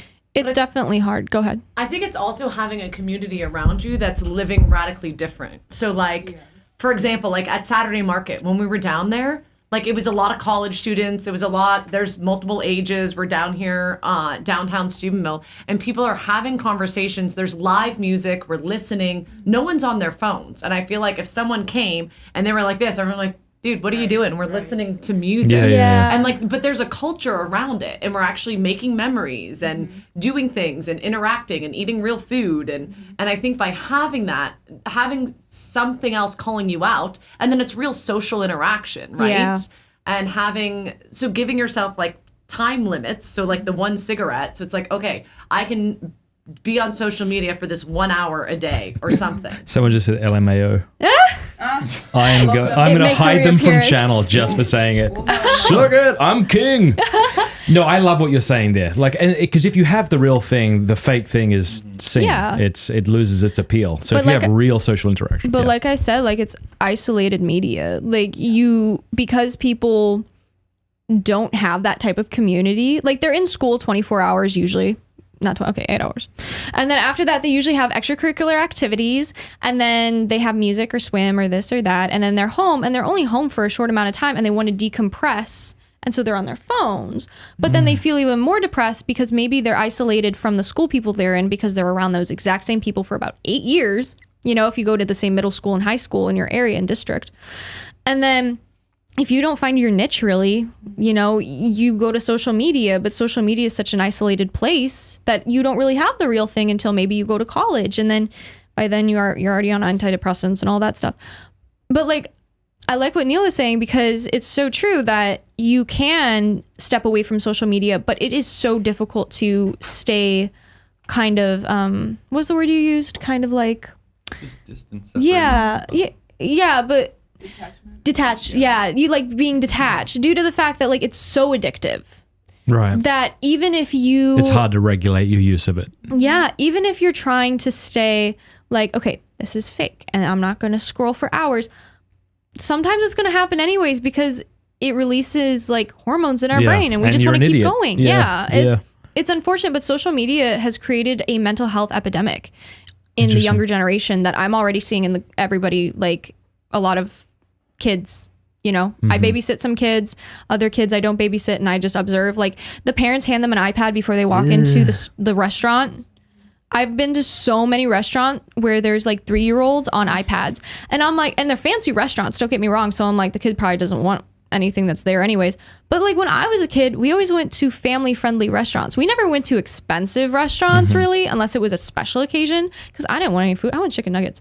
So I'm like, what's the point? You know? And how my dad distracted us to eat food was he got us a peach. It was a canned peach. It was a half of a peach. And he would split it between me and my sister, and he would teach us how to cut it. And it distracted us until our food came. That's it was amazing. fantastic. That's a way healthier way. Smart. Parents are resourceful, and kids do not need expensive, you know? Kids are trained to have expensive things like phones and computers and iPads and video games and whatever. They don't need any of that. Give them a mud puddle, give them some boots and a frog, they're fine. At least I was. Yeah, my kids too. Yeah. Let me ask, what, because I know you've been doing this for a while now, what video would you say you're most proud of, or that you think the Lord has used to do the most good on your YouTube channel? I want to say probably the Beginner's Guide to the Traditional Latin Mass. Cool. That was a big one for everybody. I think that's the one that actually has the most views. I'm not sure on that. But that one helped so many people where when we started getting suppression in Chicago for the TLM, people really wanted to support it, but they were like, I don't speak Latin. Do I need to do that to go here? Like, what do I wear? What do I dress? Because these churches look so much more fancier than my Novus Ordo parish I go to. And so I made that video way before we had all these restrictions. But it ended up taking off right away because people were like, this has helped me so much, like understand the traditional Latin Mass and feel comfortable and know what to expect. And in reality, when you go enough times, I don't even suggest like bringing a book or anything, you know, the missal. Yeah. Just experience it, you know, just get in there and sit somewhere where you can still follow along with what people are doing. Let me ask you this for those who might be older, maybe even we have older priests. I know I just learned there were some Irish bishops who kind of watch this show sometimes. What would you say to them? How would you, like, why is there such an appeal to the Latin Mass? Because I think older folks, certainly older than us, would be like, I don't understand it. How could this possibly be attractive? What is attractive to the Latin Mass that younger people find attractive? I'm gonna say what like I've experienced personally. Yeah. It's gonna sound weird, but you know those kids that are like, I was born in the wrong generation? We were literally talking about this on the way back. So like people, she's done with me. 8-hour car ride, she's done. But but basically young adults and kids and teens, there's such an appeal for the traditional Latin Mass because it feeds our souls and it feeds our roots. If, as somebody who is raised without a phone, as somebody who is raised with a real connection, you know, to dirt and just being okay with being dirty, you know, and having connection with God's creations, you know, I just saved a praying mantis and I save bugs all the time. Is it a worm? I don't care. It doesn't deserve to die, so I'm going to put it in the grass. I mean, I will literally stop traffic. I won't stop traffic. So by literally, I mean not literally. Not literally. Not for a worm. For a kitten I have, though. Yeah. But the fact of the matter is that we have roots that are kind of, as Catholics especially, burned into us almost, you know, 2,000 years of tradition. That's a lot of years. And we really are looking for the reverence. We're looking for something that's real. Like Shia LaBeouf said, like, I love what he something that's not going to sell me a car. Right. Like, don't try to appeal to me. It won't work. Just be who you are and that'll be attractive. Because kids, like the whole, I've done a little like experiment, and I asked a group of young adults, like, have you ever been to the traditional Latin Mass? They said no. And I'm like, what do you think of it? They're like, well, we don't think it needs to be like that upscale, and we think it's overdone and they put too much emphasis on it. And I'd be like, but are you willing to go and actually experience it once? And they're like, okay. All of them 100% of them now solely attend the traditional Latin Mass because they cannot go back to their Novus Ordo When parishes. did you do this experiment? Last year. And how did you do that? Online or in person? With It was literally just like how interesting. It was just like a little group. And what did they say? And they were just like, "Thank you for introducing us to this because we had no idea." Yeah. Because people don't know, they really don't until they go and experience it. And I was raised in the traditional Latin Mass because my dad made sure that we knew what tradition was because that's what he was raised in. He went to the TLM every day before going to school as a, middle school. And so he wanted me and my sister to be raised in that. And it was a really big deal for him. And the church, I think because as humans we're so visual, the church really is heaven on earth and it should look like it. God should have all the beautiful artwork that human hands could possibly create. And some human hands can create some beautiful artwork. I mean, if you look up St. John Cantius, which is my home parish, for those who don't know, it's the most gorgeous church I think I've ever seen. I haven't been to Europe, so I'm going to say in the US, but I want to say that it's probably the prettiest church I've ever experienced. Yeah, that's beautiful. And that feeds your soul because what you see and what's a good way to place this? How a church decorates is how they feel about God, in my opinion. Yeah, and it's how they're teaching people to think about God too. Mm-hmm. No, 100%. It feels like we are running out of sacred places and we just want to go somewhere where we can, as it were, kiss the earth and worship. And if our churches become mundane and people dress and walk around it like they might in a 7-Eleven, where do we go to experience the reverence? We're incarnate beings. We need physical, beautiful things. Exactly. Yeah, and neither of us are saying that the Novus Ordo can't be that, I think. Yeah, I go to a very reverent Novus Ordo. It's very beautiful. Us too.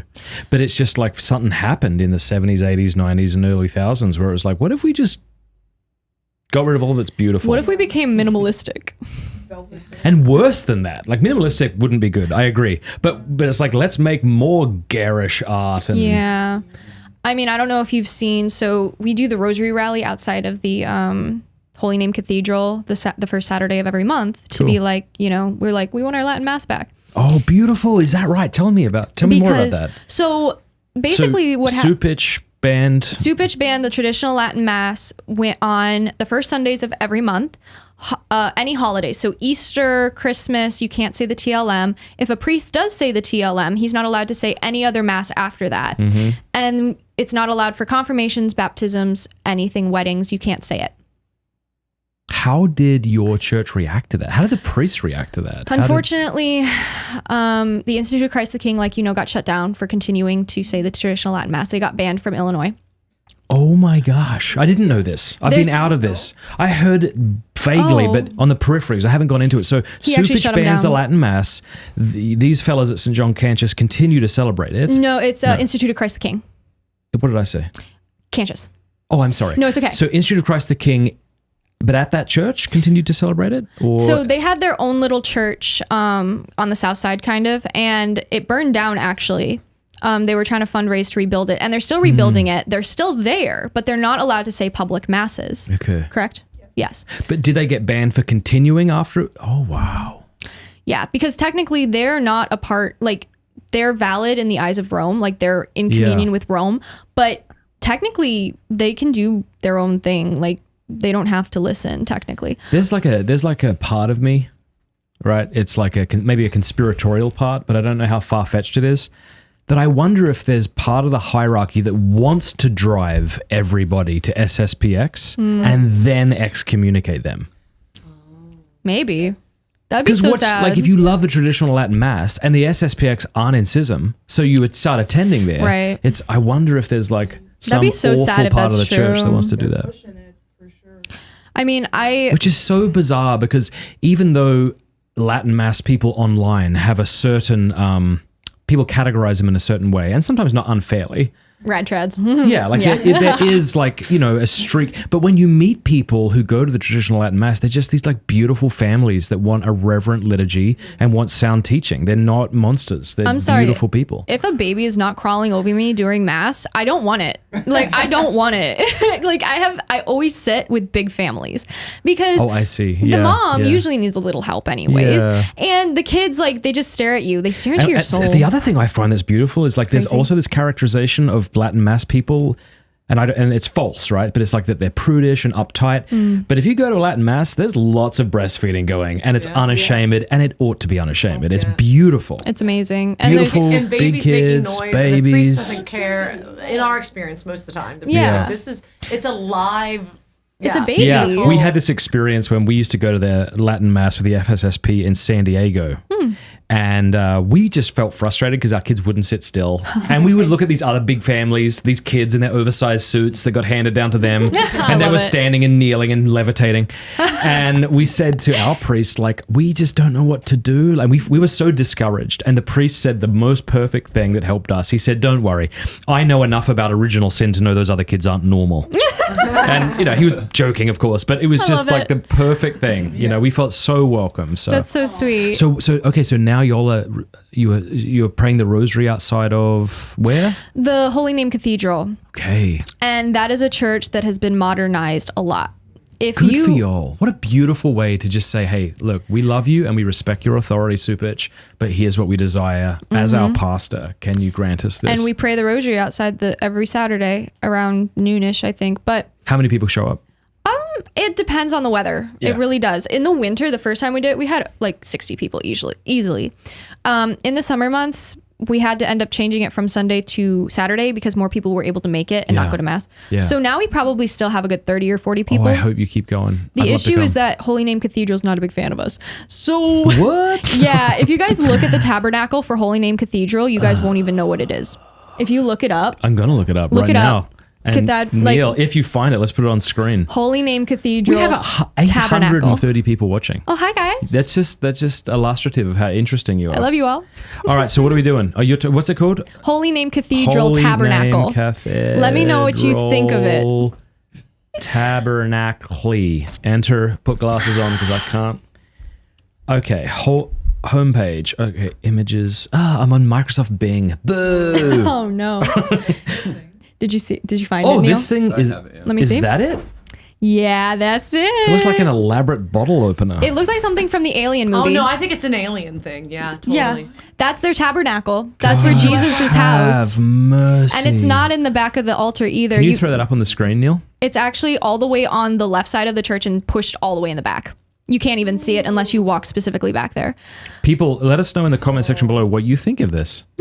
And don't be afraid to say you like it. I'm not trying to like make people feel bad, Are but those like real Christmas trees? Like it's huge, yeah? It's massive. It's ginormous, and it takes up the whole back. Yeah. Yeah, and it's just See, in this cigar lounge, you like it? Yeah, cool. All right. all right.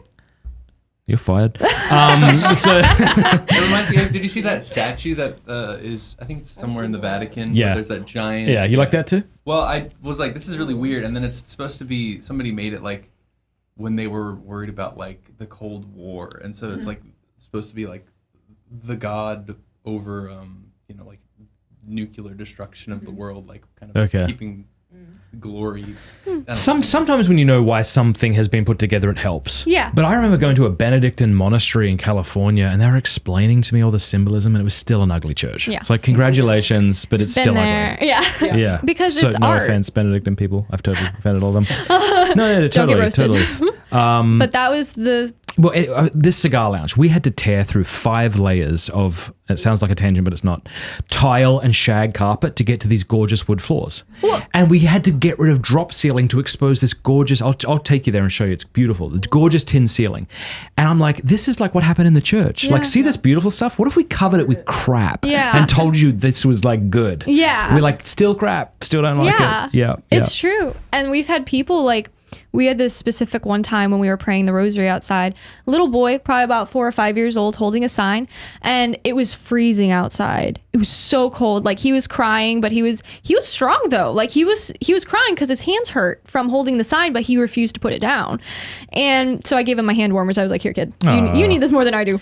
Did Supich respond to y'all? I think he blocked me on Twitter, but I can't. He did. Yeah, that's right. I think he did. Ah, good. But this lady like came out of Holy Where? Name Cathedral and yelled at the little boy for being on her stairs. Like she's just like, get down, get off the stairs. You guys aren't allowed up here. And he was 5-year-old little boy. He was eating his that's little... not how you win sympathy with big traditional families. Yell at children who are standing. Yeah, this poor kid. He started crying even more though because he bless him. And so his mom like had like this giant coat. And she just like put it over him. She was just like, just come here, child. But it was so cool. But yeah, it was really bad. And after mass, people were clapping and like. It was clapping. Weird. Yeah, because I snuck in to go to the bathroom because I was like, oh, they were clapping at mass. Yeah, I was down in the That's bathroom because it's like the church, and then like if you go a little farther back, there's 2 staircases that go into the basement to the bathroom. I see. So you can still hear what's going on, and people were like clapping after mass, and then they played like some of the sound like Phantom of the Opera afterward. Come Lord Jesus. Come Lord Jesus. Yeah. Hey, can we take a break? And then when we come back, we've got a ton of awesome questions from folks. Yeah. And if you're watching on YouTube right now, do us a favor, click subscribe and that bell button so I feel more important. And also, we've got questions from local supporters. If you want to make sure your question gets in, just drop us a super chat. Cool? All right, so before we go back to the interview, I want to tell you about 2 of our sponsors that are really amazing. The first is Hallow, HALLOW.com/Matt. Click the link in the description to head over there. This is the best prayer and meditation app out there. It's really well done. I've got Dr. Scott Hahn here reading a sleep story to you. Good evening. Oh, come on. And welcome to tonight's Bible story. There's no way you'll be able to stay awake for more than 5 minutes.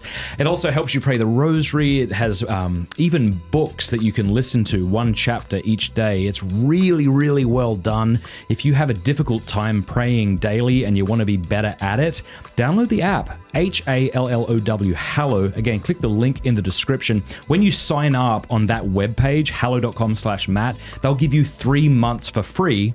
So you can try it out for 3 months to decide whether or not you think it's worth investing in. I have it. My wife has it. We sometimes play stories for our children at night as they go to sleep. It's really great. Hallow.com/Matt. Check them out. You have a, is it a sleep story? I do have a sleep story. I don't ever listen to myself though. So you've never listened to it to try to fall asleep? Never. Okay. It would just terrify me. Also, I want to tell people about Exodus 90. Exodus 90 is a 90-day ascetical program for men. It really helps kind of boost your spiritual life. You got to give up alcohol, give up snacks in between meals, give up warm showers, give up happiness. I'm only joking, but not really. People who've done it say, and I've done it more or less successfully, not terribly successfully, but it's really difficult, but those who stick through it say it's really excellent. One of the things that's great about Exodus 90 is you do it with a group of men, so it's not a solo activity. They also have an excellent app that will help you along that you can check out. They also have shorter courses, so less than 90 days that you can try out. It's really great at helping you stay accountable. So go check them out, exodus90.com/Matt. Again, there is a link in the description below. So go sign up there so that they know that we sent you. exodus90.com/Matt. Thanks so much.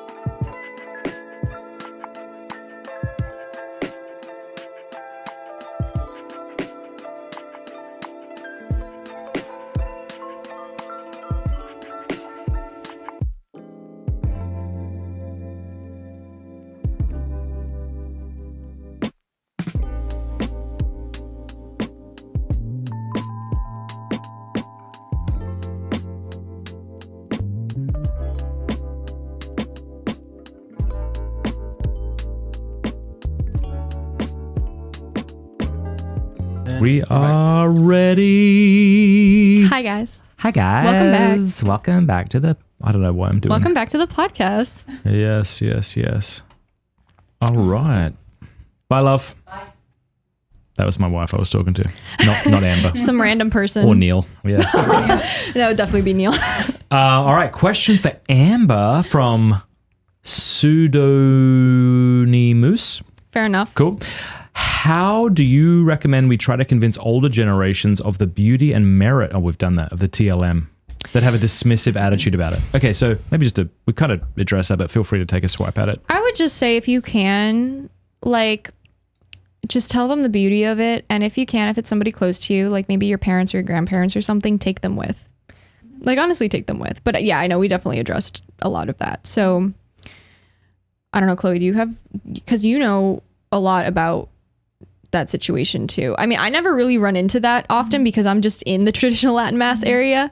You're really trying to rope someone in on it, and yeah, it's the older maybe generation. Just sit over there and speak into that if you want, just so we hear. Just because I know you have dealt with that. Well, I also think that it's so important that as traditional Catholics that you remain joyful. Yeah. Because they want you to be angry and insulting, and it's true. Yeah. I mean, I would say the number one thing, of course, is to lead by example, and that can be hard when you feel that you need to explain every step that you take within your faith, and it can be criticized a lot, especially when you are in the TLM community. Yeah. But I do think that as long as, like Matt said, keep that joy, and I do think that's so infectious, and people they'll go, where did they get that joy from? I want some of that. yeah. Oh, and they'll follow you. Yeah. No, that's good. This person said, who's a super chat, Maximilian, Amber and Chloe agreed with me that Matt is a boomer. Oh, really? Max, no! How dare you, Max? I love Max. Shout out to What did you say? Maximilian. He's one of our friends. He's our friend. Well, he paid me $5, so I'm okay being called a boomer for Hi, $5. Max. We love you, Max. Joe Lankin says, Matt, why do you and other apologists no longer get Imprimatur or Nihil Obstat on your books? When is it required? When is it not? Well, I don't know if it's required, but that's usually up to the publisher, whether or not they think it's worthwhile. I suppose most of my books don't, well, some of them kind of deal with theological issues full on, but I would imagine if you're kind of writing a textbook or something more authoritative in which you're teaching, then you would need, or it would be good to get that, but that would be my answer to that. Hey, Amber, Hi. What's the worst thing about being a Catholic YouTuber? Oof, where do I start? From Matthew and Taro. I actually think I have a YouTube video coming out about this on Tuesday, so tomorrow. Oh, interesting. But to summarize, I guess the fact that you are the example you have to set, and the fact that if you mess up, nobody gives you grace for it, really. Like when you're in the public eye, you mess up, people hold you to that for years, sometimes months. But there are things that sometimes still pop up where people bring it up, and I'm just like, I know, okay. I know I said that, but I was young and I was learning. And I guess just the fact that sometimes it can be really hard to remember that there's somebody else on the other side of the screen, and really keep that professionalism and everything. I mean, you could also get addicted to social media. I don't really have a problem with that too much because I just yeet my phone across the room 90% of the time. But I guess mainly like having to set that example, and you have so much responsibility on your shoulders when you do something like this to not lead people astray. And it's a lot of pressure. It's a lot of stress. And there are some really cruel people out there that won't let you forget that. But at the same time, there are so many great people. So I don't know if there's anything I really hate about it. It's just there's some more struggles than others. Yeah. Cool. Yeah. Let's see. Emma says, how do we best teach faithful Novus Ordo attendees about the more traditional side of the church? Not just the mass, but we've addressed this. I don't want to keep saying the same thing, but I think there's something about living it and showing just the beauty of it. Just throw them into a bus and take them. Tell them you're going to the supermarket, but take them to a TLM. Yeah. Noah says, which haters should we pray for the most? All of them. Lisa says, I watch her on YouTube videos and I think she's so lovely. She is such an inspiration to my girls. Oh, that's so sweet. Thank you, Lisa. That is so cool. I love her. I had to Google who she is. I've never heard of her. After reading a bit about her and her story, I definitely want to catch the interview. Not a question, but that's a nice Thank you. little I thing. appreciate it. I appreciate it. Oh, here you go. Do you guys have any advice, guidelines for veiling at Mass? I converted last year and my wife reverted. We attend a Reverend Novus Ordo and there's a lot of veils. My wife likes how they look, but doesn't know a lot about them and if there are rules about different colors or styles, etc. Thanks for all you guys do. I love that. Yes. So obviously, I mean, veils are gorgeous. They represent our, our modesty, humility. It's a way to kind of mimic Our Lady. She always veiled and she was always in the presence of God. She was always in constant adoration because she was, she always had Jesus. And so it's a way that we can kind of mimic Our Lady, but also show the reverence that is due to God. It's almost like a submissiveness. Those things that are veiled are holy. Like the altar is veiled, the tabernacle is veiled, and we should veil ourselves as well. So the colors of the veil, there's black for married women and then there's white for unmarried women. Some guys use that as a dating tactic. They're just like, oh, she's like tagged like deers in the wild. Yeah. She's just like, okay, she's wearing a white veil. She's available. That doesn't always mean she's not having a boyfriend. But when you're married, you usually wear a black veil. Mm-hmm. You can also wear different colored veils. I have blue because I love blue. I wear them on Marian feast days. I also have a pink one. I think Chloe has a black one with gold trim. That's really pretty. It's pink with black trim. It's pink with black trim. Yeah. You know what? I'm colorblind. What was it like the first time you veiled? I've been veiling since I was a child. My mom always tried to stick a veil on me and I was like, nope, that's not happening. My sister and I would fight over one specific veil. There was a really fancy, beautiful one that you would think we would go for, but we didn't want that. We wanted this simple, tattered little off-white veil that was like probably seen one too many masses. And we just fought over it constantly because it was lightweight, so we didn't feel it. And I just did not want anything on my head. Yeah. But coming back into my faith, I took that tradition and I actually researched into why we do it, the reverence behind it. Holy things are veiled, and in the Bible, like women are veiled, and so Paul talks about it too. Yeah, that women should veil. Yes, and so I really took that to heart, and I was like, I should do that. I'm not perfect. I forget my veil a lot, but I still do. Yeah, and I found that it really humbles me, because I can do my hair before Mass. I can get all glammed up and everything, but then I cover it with a veil and I'm like, yeah. Well, I mean, Jonathan Pageau was talking about this recently where he said how you dress means something. Yeah. And even if you say, you know what, like I'm just going to wear jeans and Nikes and I don't need to dress up. And it's like, okay, but that itself makes a statement. There's no neutral dress. And, but I think for a woman, not being one myself, I only have to imagine that, you can get dressed up to go out to dinner. You can get dressed out to go on a date, but you're probably not wearing a veil during those things. So adding the veil is this like physical reminder that something is different. Yeah. Something is holy. Something is different. And I think I did a YouTube video on it a while back. I was going to remake it though, because, the cringe level was very high. But it's true because when you're veiling, as a woman, at least in my experience, Chloe can talk on this too, I feel like it's no longer about me. Like I can do my Mass, I can be like, everybody's gonna look at me because I look so pretty. But in reality, it's like, that's not what it's about. Like the Mass isn't about a dating game. It's not about trying to find a husband. Like do that afterwards. Take your veil off afterwards. Yeah, exactly. When we're in Mass, we should be focused on God. And I think wearing a veil not only helps me get into that mindset, but also helps the men, and be like not distracted by her hair or anything. I don't know if that actually happens. Hair is beautiful. It is, yeah. I think, when you walk into a church, especially St. John Cantius. Just speak right into the mic if you don't mind, or else they won't hear you. Hopefully you can hear me. I think when you walk into a beautiful church, especially when you walk into St. John Cantius, the beauty engulfs you. And it's just overwhelming how much beautiful art and colors and just incredible beauty that's around you. Oh, he's excited about something. I'm sorry, I didn't mean to cut you off. I just read something that offended me. I apologize. You were making a point. I didn't mean to cut you off. Go ahead, girl. Go. Okay, T. But what I love about veiling is that you almost camouflage yourself in with the church. Ooh, that's good. Because you're taking the attention away from you. It's not about you. It's all about God. Yeah. All the glory to God. And I just think it's such a beautiful way to accept the beauty you have as a woman and to just engulf yourself with the Lord and with Him only. So That's true. what I love about failing. I love that. Yeah. Did Thank he say you. LMAO? Here's what I know. No, that offends me, but this is sad.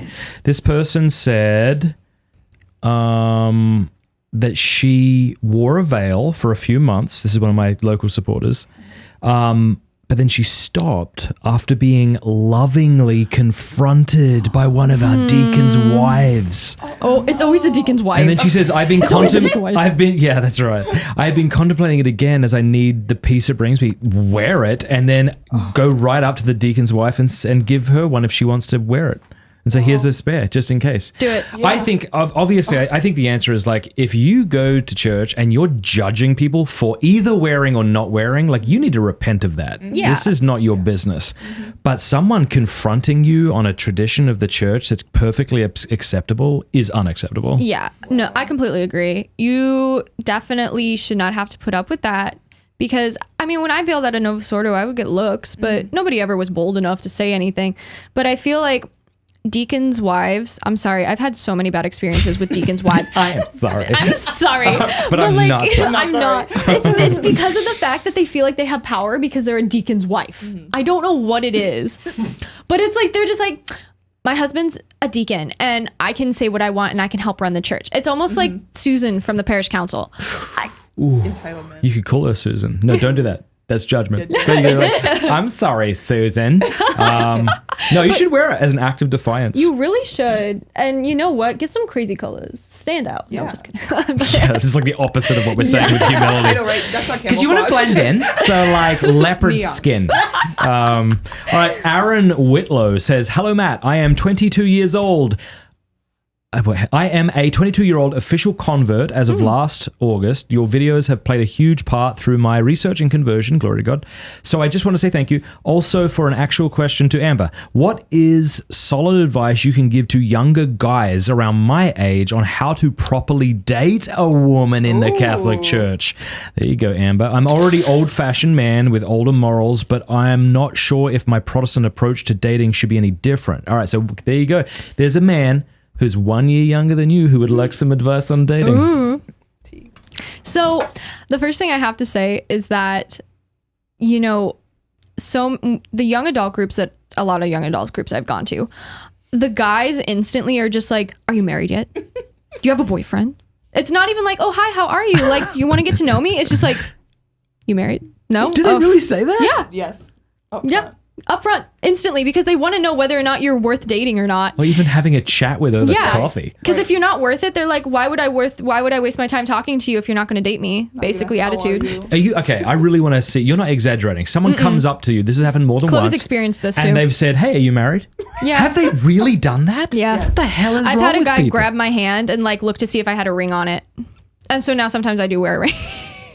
This is a great advertisement for becoming a nun today. It's great for women, yeah. So my main thing is like Holy crap. approach a woman with intentions of not dating at first, and approach her with the intention of getting to know her.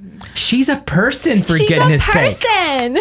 She's not an object. But Wow. like approach her with being like, "Hi, Yeah. my name," and also how that Right. My name is. Let's start with the name is John. What is your name? stuff we learned in kindergarten, guys. And don't grab her. Don't Ever. Ever. Don't do that, okay? I'm sure you wouldn't, but whoever asked this question. Yeah. But I'm just saying, like, in general, just be confident in who you are and go up to her and be like, "Hi, my name is blank." Not blank, but my name is, and you know, and just get into conversation with them. It's really not that hard. Women appreciate Just that. don't be weird. That's Don't be it. weird. That's it. Women really appreciate it. And then, you know, if you have a sense of humor, that's even better because girls love a sense of humor, but not a weird sense of humor. You know, Yeah. like a funny Not sense. funny, haha. Funny, weird. The age gap. I love it. Not funny, haha. Funny, Oh weird. my, it's like when people eat and they're like, "Is it hot or hot?" You're like, you just said the That's what I same word do. 4 times, you idiot. That's what I do with drinks. But it's one of those things where like approach her with the intent of getting to know her, not with the intent of dating her right off the bat. Right. You Calm know? down, champion. Yeah, All because right, but then when they want to ask you out, how should they do that? so when you finally like figure it out, here's the thing. I think too many people get in their heads about dating. Dating does not mean you're committed to that person right off the bat. You can go on 3 dates and be like, sorry, it's just not working out. It shouldn't be this huge like, oh my gosh, I have all these expectations and they need to meet all of these. It should not be an interrogation of checking off a list and being like, how old are you? 25? Too old. You know, Leonardo DiCaprio, who? So, yeah, because I got that reference. Got that reference. You know, and it should. Yes. We should have a bell that I ring whenever I get a joke you make. Yeah. It's true. And so it's like, it shouldn't be checking off a list. It should be getting to know them for who they are, not for who you want them to be. Preach. You know? That's great. Yeah. And so you should just get to know them. And if it doesn't work out, don't be like, oh my gosh, I committed to this person because I asked her on it. You know, you're going to save yourself so much more time and you're going to save her so much more time if you're upfront and honest, like, hey, I would love to like stay friends or something, but this just isn't going to work out. Like, you know, I'm going to. Do you, so saying something like, hey, can we get a coffee sometime would be just, and then get to chat. And so, but then what would your advice to women be? My advice to women, I mean, you can definitely let a guy know you're interested in them by spending time with them. You know, you can. Because I've heard people say, if someone asks you out for coffee, go out for a coffee. But I don't think that's true. If the guy's weird, don't go out for a coffee. Yeah, agreed. Say no. Like, definitely say no. But like, guilty. yeah. Because if you don't like him, girl, like, don't do that, you know? But I definitely think there are a lot of times I've yeeted myself out of situations where I'm just like, you know, because the guy was just like so creepy. And no offense. Bit of offense. But a little sprinkle of offense. But just the fact of the matter was I felt so uncomfortable that I'm like, no, absolutely not. Yeah. There have been other people where I'm like, I would just get a coffee with you as a friend. Like, I would let them know, like, I think of you as a friend, not, you know, friend zone them. Men love when they hear that. Yeah. But like some guys are like, if they're really chill, they'll be like, yeah, like if you're not interested in dating, but you still want to be friends and like chit chat, like I'm fine with that. Do you think part of the awkwardness has to do with how divergent the secular and Christian culture have become? Because I think in my parents' generation, people still dated and weren't necessarily looking to fornicate that afternoon, right? And were open to marriage and children. Whereas today, I think many people it may not at all be open to that. And so maybe there's this pressure to let you know really quickly why I want to date. Maybe that plays into it. I saw this thing on Twitter where like, it was a TikTok, but people reposted them on Twitter. And this girl left her boyfriend of 4 years because he wanted children and she didn't. So she was leaving him. Yeah. And I was like, well, it looks like he dodged a bullet there. Yeah, honestly. But like, it's so true though. There's definitely a difference with, you know, after the sexual revolution, things just exploded and look where we are today. Like, yes, Roe v. Wade was overturned. That's such a blessing. But now we have even bigger problems. You know, we have to fight back on contraceptions. We have to fight back on sex before marriage. We need to really ignite like human dignity again in people. Because when women uphold themselves to a certain standard, men are forced to uphold themselves to a certain standard in order to be with those women. So I really think women have a lot of control in society. And if we start upholding ourselves and being like, no, you do not get to have sex with me before marriage, you know, and then walking away and that guy's just like, well, just find someone else who does. Well, then you dodge a bullet with that guy. But if that guy was just like, wait, no, I really liked you. Like he tries to be better for himself. I mean, women make men better. You know, we bounce off of each other. We complement each other. If you're like, how many movies have you seen where the guy's like some bum and then the girl comes around and at the end of the movie, he's like this hot dude with like spray tan. See, it's funny you say that because in my estimation, old chick flicks are the exact opposite. Yeah, they begin with a dorky, self-conscious woman who removes her glasses and throws her hair back after having been pursued and her beauty been actually seen. So it obviously goes both ways. Men make women better. But I think it's because Hollywood perverts things so often. So really it's something I've noticed with men a lot. I think men are afraid to ask women out and because men are so often painted as being creepers or what do you think? You're younger than me. Men are afraid to... I mean, I think that... Can they hear you? Yeah. I mean... I guess looking back at my experience, I think that there's a lot of weight put on the idea of like dating somebody or not that guys kind of carry around with them. And so it is sort of I can imagine guys just walking around with the idea of asking somebody out to date in their head being this dramatic big thing, so that there is no way for them to really do it casually, because for them it means this huge thing. It's this rejection or not. Like psych themselves up. That's a great point. Yeah, and so I think it just, I don't know, I guess that's the whole thought. It's just, it doesn't have to be that big of a deal. You can just say, you know, hey, would you like to go on a date? Yeah, do you want to go on a date? Yeah. Because it's really just kind of hanging out, but also like you're not saying, hey, let's just be friends. Yeah. You're like, you know, it could lead to something more exclusive. Right. Yeah. And if you don't mind me interjecting, Please do. Go for it. Just speak right into the microphone. From what you were saying earlier, I do think there's a big gap between secular dating and even just Christian dating, even if we want to make it more vague. You know, there's either like Netflix and pair bonding, or like let's hang out one-on-one and read some Job. I mean, I think it Fair enough. like a You little, are the best. I love her. I do too. feel a little awkward, and I think that it's tough. It's hard to bridge the gap, and so I think that's why there's a lot of awkwardness when it comes to the Catholic dating community. Is people just don't know how to approach it. Because I don't think it's the case that, well, Catholics are just weirder. Because I want to go there right away. I want to be like, yeah, traditional Catholic guys is just weirder. And there might be some truth in that, but I don't think so. it also depends on what you experience weird to be. Because in my estimation, just trying to hook up with someone the day you meet them is super cringy and weird and pathetic. Yeah. But if the other person doesn't find it that way, then they're not accused of being pathetic. But It's true. It's an interesting arena. there is a lot of pressure. There's a lot of pressure. Especially on younger generations, because now it's even harder. I mean, I think it's a little easier in the Catholic circle to kind of find someone you click with, because at least your religion's the same. So hopefully your morals are the same in the sense of like abortion and sex before marriage. But there are still so many issues that you run into in the Catholic circle. There's so much division still, where it's like, I've ran into so many guys who don't want their girlfriends to have jobs or anything, even while dating. Did I lead with that? Oh my gosh. Twice. Oh my gosh. I've had people ask me like, what do you do for a living? And I'm like, oh, well, here, let me give you my card. Like, I'm a Catholic communicator and I also babies. And they're just like, no. They don't say that. Yeah. They don't take my card. They do. They do say that. It's unfortunate. They're like, no, what's your real job? I hate people. Like, this is my real job. This is what I do.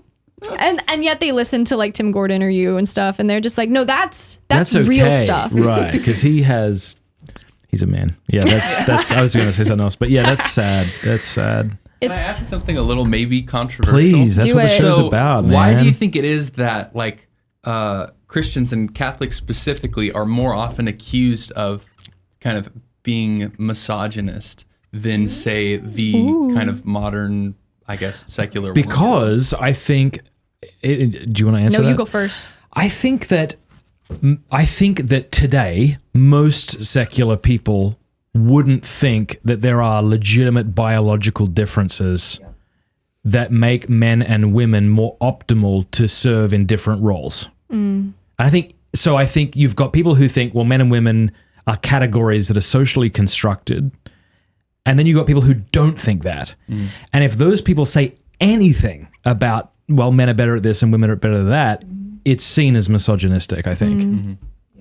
It also might be a reaction that is bordering on the misogynist if a man was to say, maybe in response to this social craziness we're experiencing right now, well, women are whatever, and they'll say something like they're not funny. No, or like they're not as smart, or they're not something like that, which is like untrue. Like, you'd probably want to know what the science says if you're actually trying to make a factual statement. But I could see Christian men responding to the insanity of today's woke left by going the other extreme and saying things that are false. And I would imagine Christians are more likely to fall into that trap than secular people are. Yeah, I definitely agree, because just in my own personal experience as well, though, I think some guys can also misunderstand certain things in the Bible, or they this isn't like all guys, but a lot of the guys that I've known who have gone kind of misogynistic are misunderstanding what some things in the Bible. When you say they've gone kind of, what does that mean? Misogynistic. Like, they don't want you to have a job and they want you to stay at home and be barefoot and pregnant your whole life. Like, not that I don't mind being barefoot and pregnant eventually, but not right now, you know? But the thing is it's like they'll take things out of context because it happens with converts a lot. I notice they're very like, not to offend, but just so true. But like I'll notice like converts will be so into their faith that they take something too seriously, and they'll be like, women aren't allowed to do anything. Have driver's license. Yeah. And it's interesting because then I'll point out like, you know, the holes, or like, oh, well, this early church father said this, or you really need to put this part in context. And then they're just like, well, you're a woman, so what do you know, kind of They thing. had not said that. I've had it said 4 times to me. Do you think I would imagine that strand of thought is more prominent in traditional circles? Yeah. I think it's this desire to like, I feel like I have no roots and I'm floating throughout modernity and I want to latch onto something. And when I latch onto it, I want to be really friggin' serious about it. Which is, And it's like a new fundamentalism. yeah. And I'm not like trying to diss on people that are trying to like find their niche or anything, but some things like are just taken way too seriously. It's like it's obviously like the man is the head of the house. It's God, the man, the woman, the children, you know? But you have to talk about what that means too, right? Because that can be horribly misinterpreted. Right. So it's like the man is the man. I'm not saying you have to do it now, but I'm just saying we have to be nuanced as we have these discussions. Look it up. Google's free. Yeah. So just kidding. Don't go to Google. It's awful. But it's just the fact that some guys, like, they'll latch onto that, like you said, and then they'll come off as misogynistic, and women are like, okay, like, I want a job though, like maybe not a full-time job, but like a part-time one. Because I feel like that conversation is appropriate as you near marriage, right? So Yeah. if I'm getting to know somebody and we're dating, and then we talk about our marriage together, obviously things like I want to have like a large family, or I don't, Yeah. and then it's like, and like it's important to me that like I would like my kids to be homeschooled, like I would like you to stay at home, like I would like to provide for our family. Like that conversation in context isn't weird. Yeah. But over donuts the first time you've met is. There's a way to approach it. I think the difference is like stuff like, you know, the guy having the job and the woman not getting out much is kind of a normal when it's a means to an end. It's like we want to, you know, raise a family together. This is the best way that we see to do that. You know, we want to But when it's your live a certain litmus way. test for displaying But how Catholic when you it's are. at the beginning, it's not actually what it's supposed to be. It's just like you want ownership of this thing that you kind of don't even really see as a person. Yeah. Because you can't talk to them as a person. They're only in this one context for I you. see. You don't want them, you know, out in the world because they can't like control themselves and don't. I think that's how a lot of people see women, and I think that It's true. degrades women, and it's A lot of experience I've had with guys are exactly like that. Talking to the mic, baby. Makes us feel trapped, and I think unfortunately a lot of women then they run really far in the other direction. Yeah. But, and then see, this is funny you say that, right? Because that's what I'm saying. It's Yeah. like you have men just pendulum swinging because they're like, well, that's insane. Like, look at modernity and men not knowing if they're men and women not knowing if they're women, and nobody knows what marriage or sex is. And so we just like rush to this maybe false yet more traditional view of things. And then, as you say, women, you say go to the other extreme, which looks like what? I mean, the really far extreme is just embracing the more modern view of feminist Like New Age stuff? views. Yeah, of I don't ever need a man, and men actually, I see no value in that. I hate men. It's just, it's very selfish. Yeah. thinking. Definitely the belief in, you know, contraception and a lot of just the new age evil thinking that can disguise itself as looking very good and empowering, and in reality it's actually breaking you down. It's as so a woman. true. It's stripping you away But I from think what you really are. both of these things happen when you don't have roots. When you're not rooted in who you are in Christ and in the church.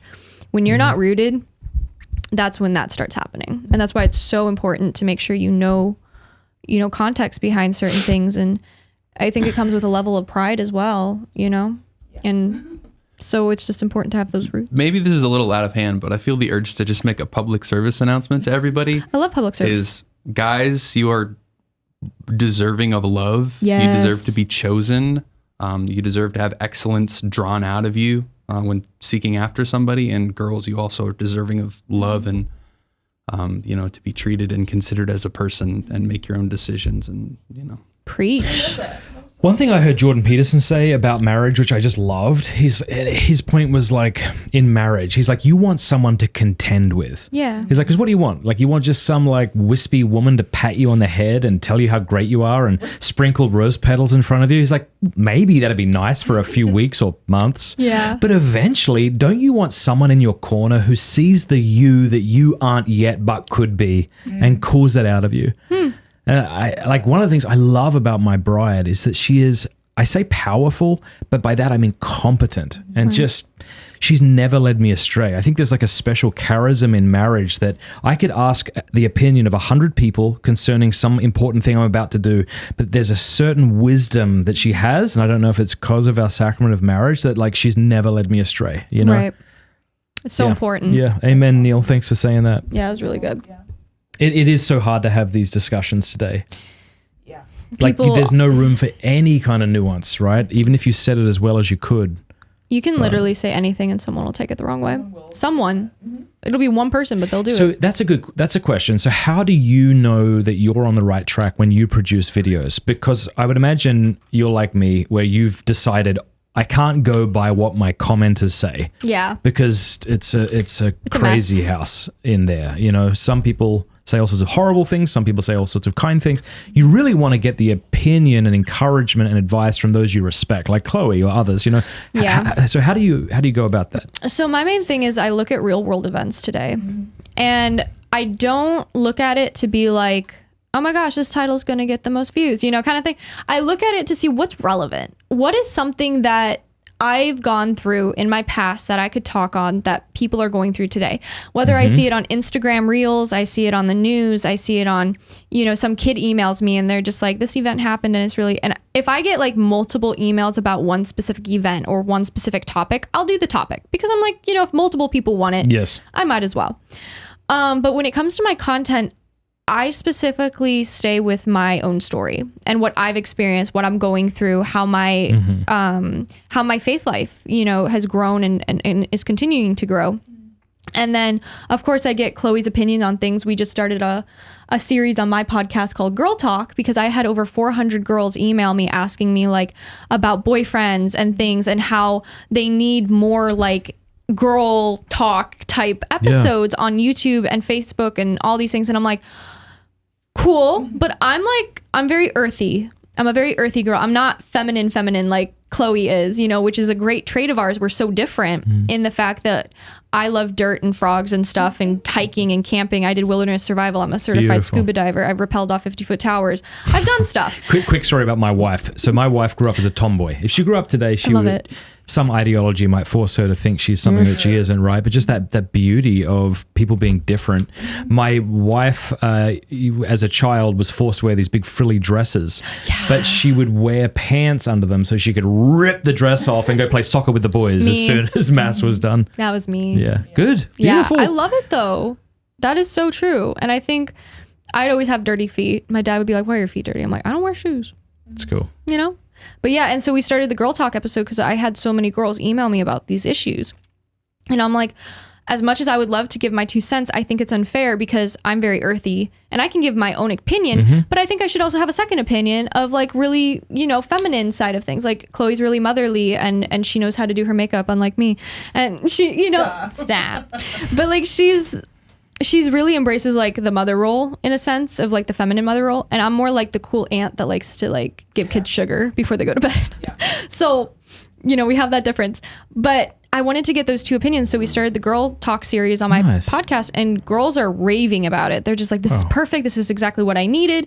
And so it depends really on the content. You know, if I feel like it's relevant to today, you know, then I'll talk about it. But if it's not, then I'll usually probably talk about my story or stuff because genuinely that's what my channel is about. It's about my story and helping people come back to the faith like I did. That's awesome. You ever heard of Jason Crystalina Everett? I've read his book, like How to Find Your Soulmate Without Losing Your Soul. I love Jason. I don't think anyone's doing as good a job as they are He's at good. kind of talking about the beauty of virtue of chastity, you know.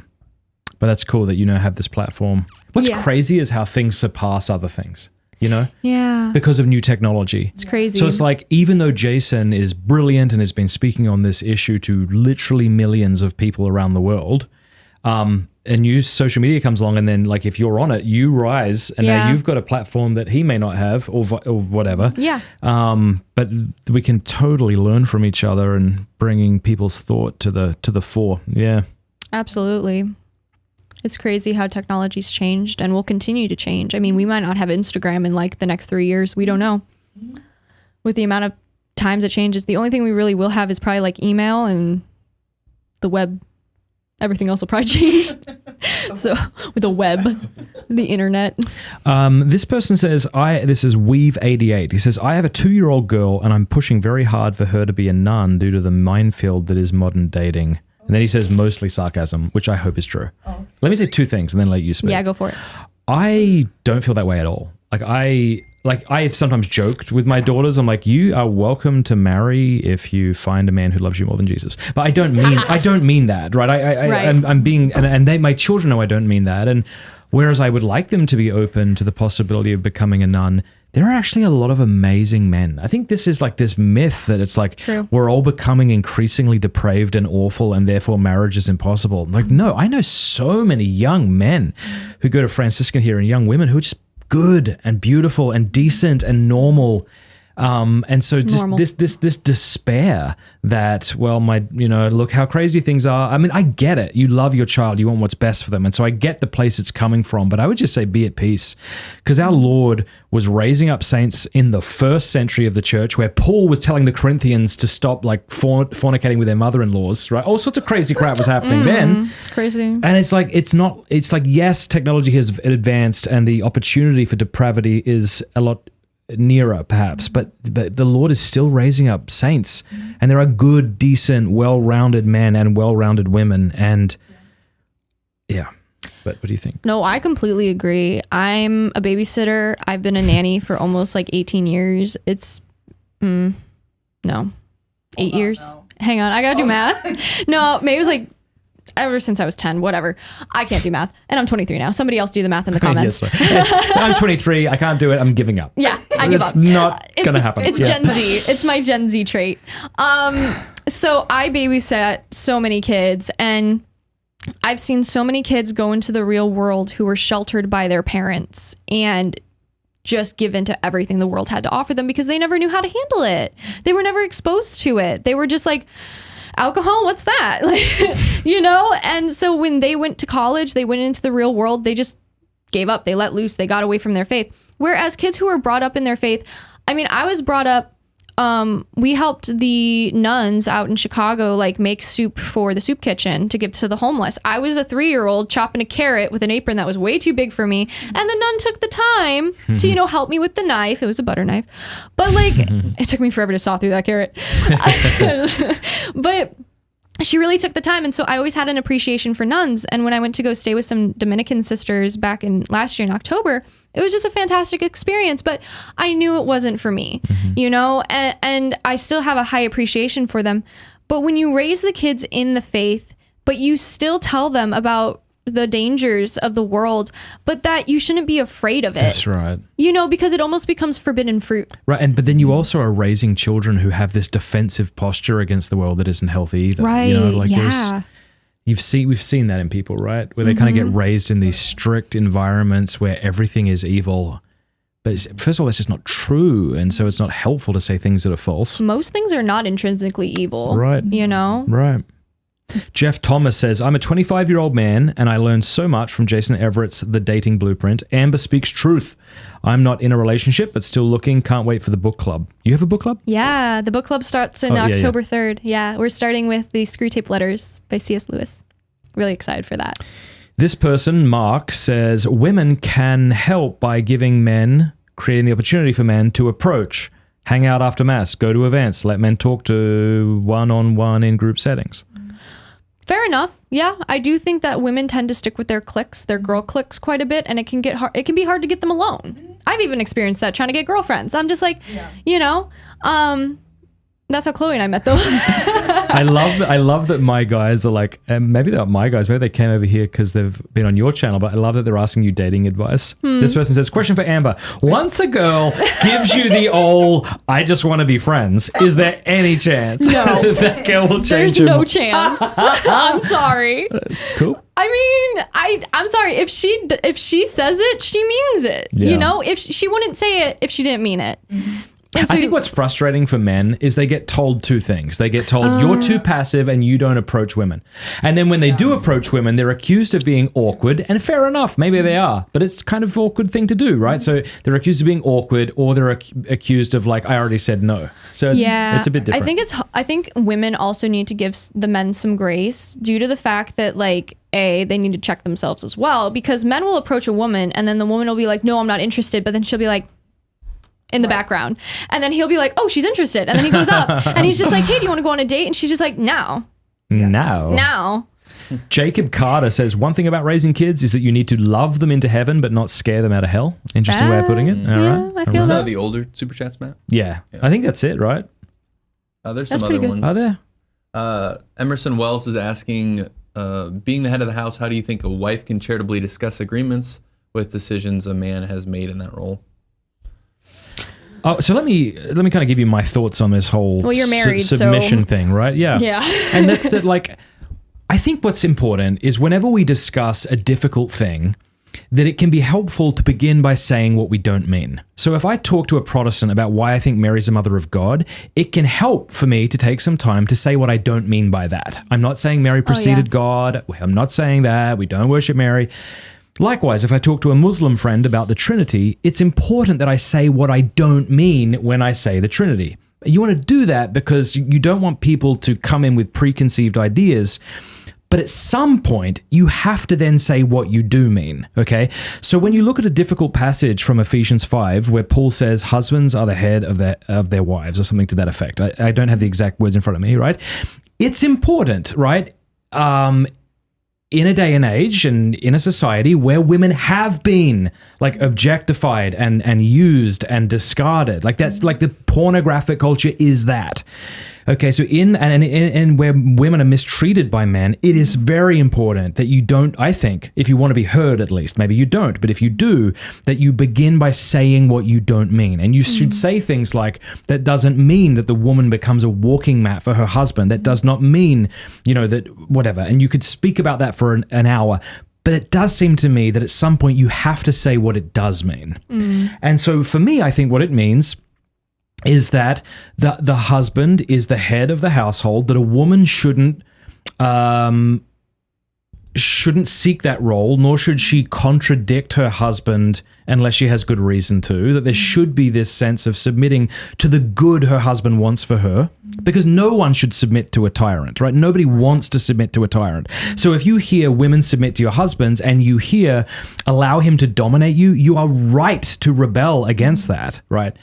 But I think there's a sense in which a woman wants, I don't know if she does or not, but I'll talk about my wife. Like, my wife wants me to lead our family in love and as a servant. She wants to submit to my authority. She, even little things, right? Like, wants me to lead the prayers for our kids, like wants me to have the head of the table, right? And that's not a dominating thing, right? Okay, that's what I think that means. But then if you read people like St. John Chrysostom in his commentary on this, what he'll say are things like, okay, he quickly says that, and then he says, now you love your wives, right? And St. John Chrysostom, bishop, right, 4th century, right, father of the church, he'll say, now what if she disrespects you? What if she talks down to you? And then he says, what about it? You do your duty and you love her. How did Christ win over the church?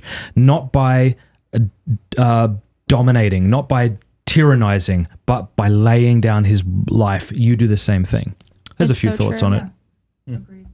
There's another one too. Enoch and Elijah. Matt and Amber, y'all are doing great work. Just wanted to give that affirmation. Thank you. Thank So God. sweet. We love affirmations. We love to be told we're doing the right thing. I know. Beautiful. Glory to Jesus Christ. Also, I know in like arguments and stuff, I'm just throwing a tidbit of like information out there. You're having an argument, guys. So this is like scientifically proven that women like to be face to face and guys like to be doing something while they're talking to their women. So they prefer to be side to To their side. women, I like it. They prefer to like be working with their hands while their woman's talking to them, whereas women prefer face to face contact. Yeah. Because they want to make sure that they're being heard and through eye contact and it's stuff. so true. And So that, one of the best ways you can do that though, men and women, is if you're having an argument, the best solution for it is to hold hands like this across the table with each other and talk to each other in each other's eyes. That's the best way, because then you're like, physical person, I'm talking to the love of my life, hopefully. Like, I don't want to say something that's going to hurt them. And when you're looking at their face, it's I'll so much remember easier. that. Thank you Yeah. for saying that. That is a really cool thing, just to kind of change your physical posture, even in a way that's not usual, like Mm-hmm. holding hands in a different way so as to remind yourself. That's so true.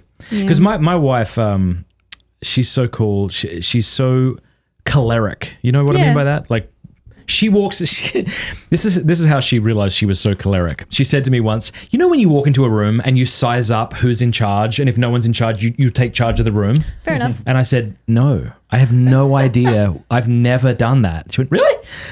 So she's cool. Really? I love her. She's so cool. But what was I going to say about her? But I mean, it's funny, like, just because someone, like you've pointed out a few times, that you tend to enjoy activities that aren't traditionally feminine, but I don't know. I think it sounds beautiful and feminine to me. It's just like maybe femininity doesn't have this strict, narrow, right? That's like, literally you are what our feminine. first- You that's- are motherly. You're a beautiful young woman. thank you. Yeah, and so are you. But it's like this idea.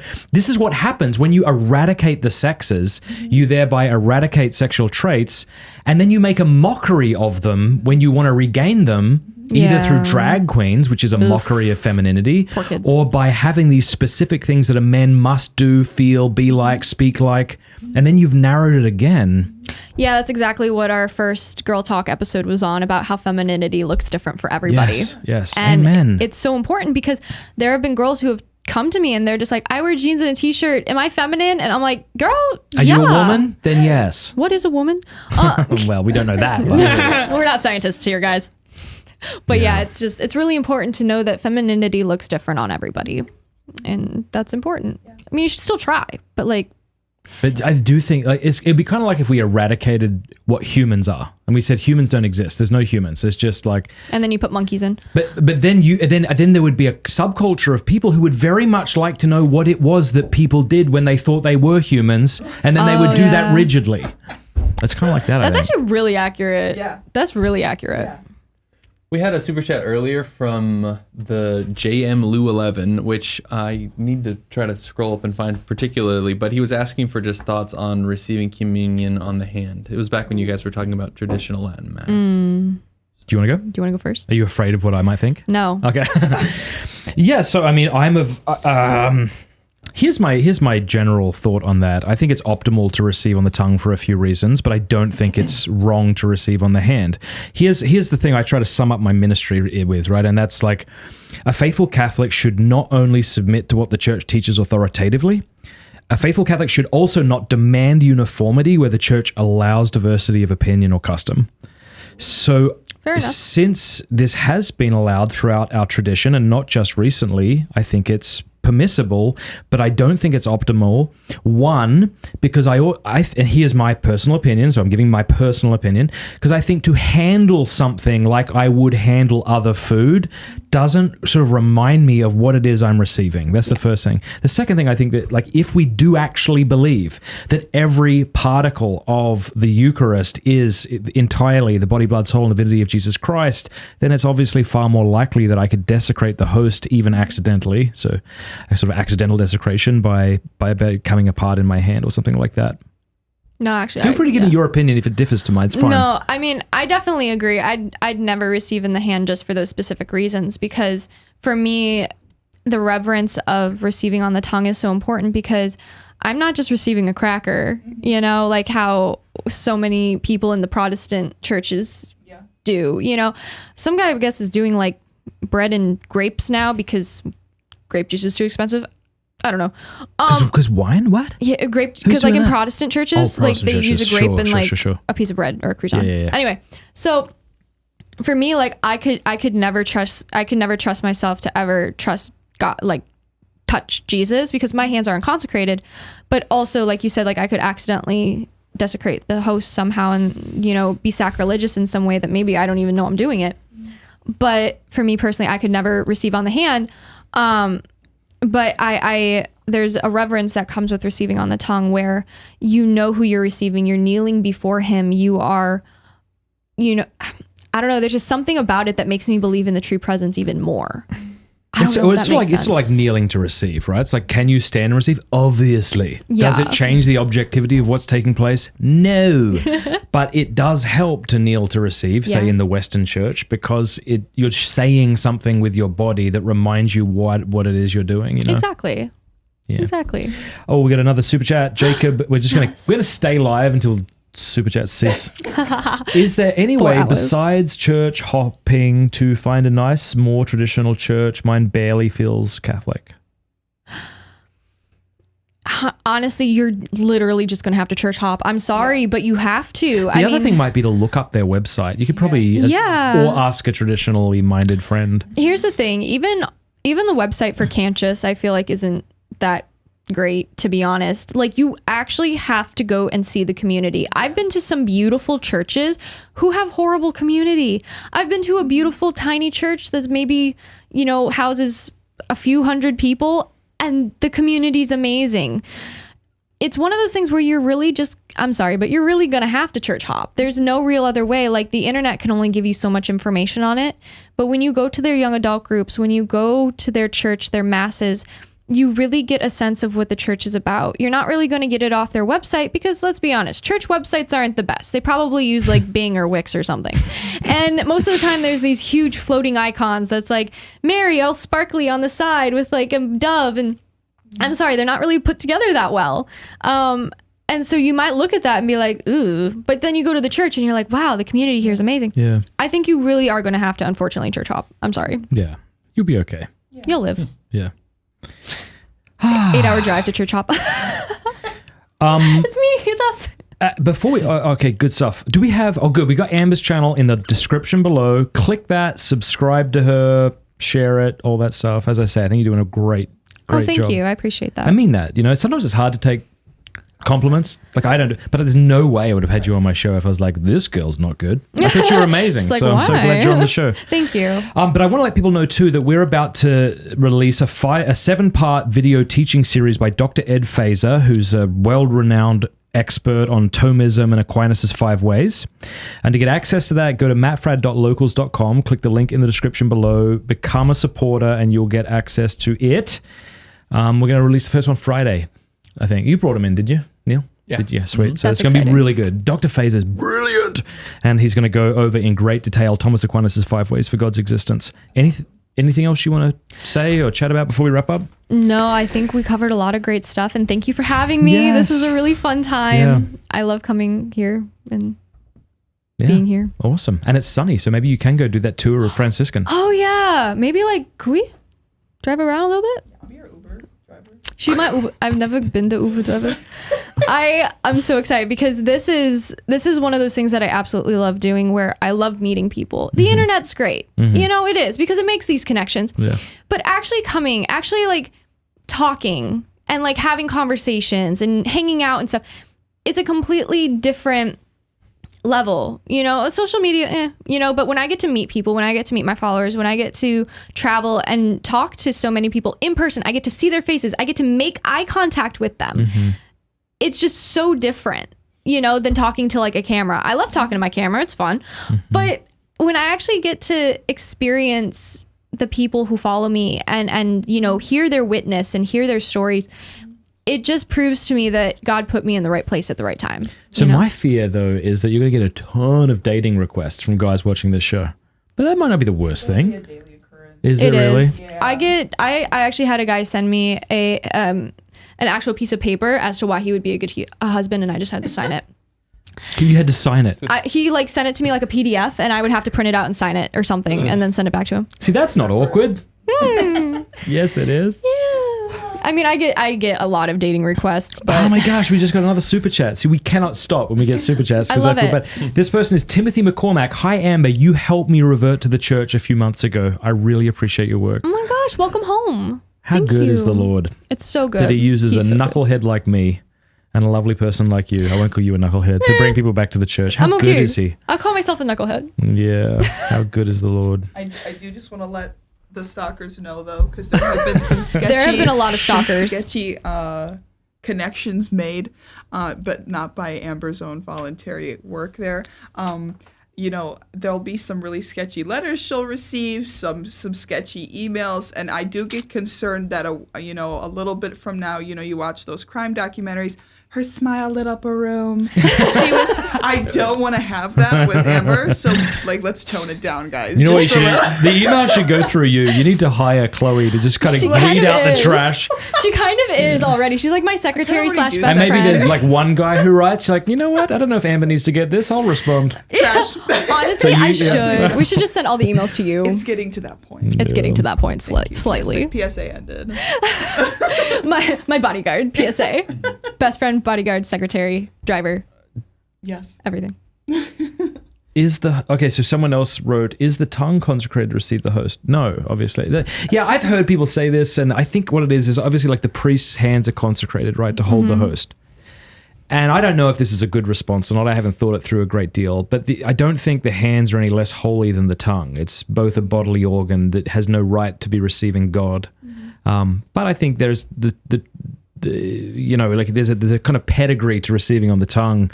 And for the reasons we laid out, that's why we'd prefer it. Yeah. Yeah. Cool. God bless Fabulous. everybody. Keep it real. Keep it real.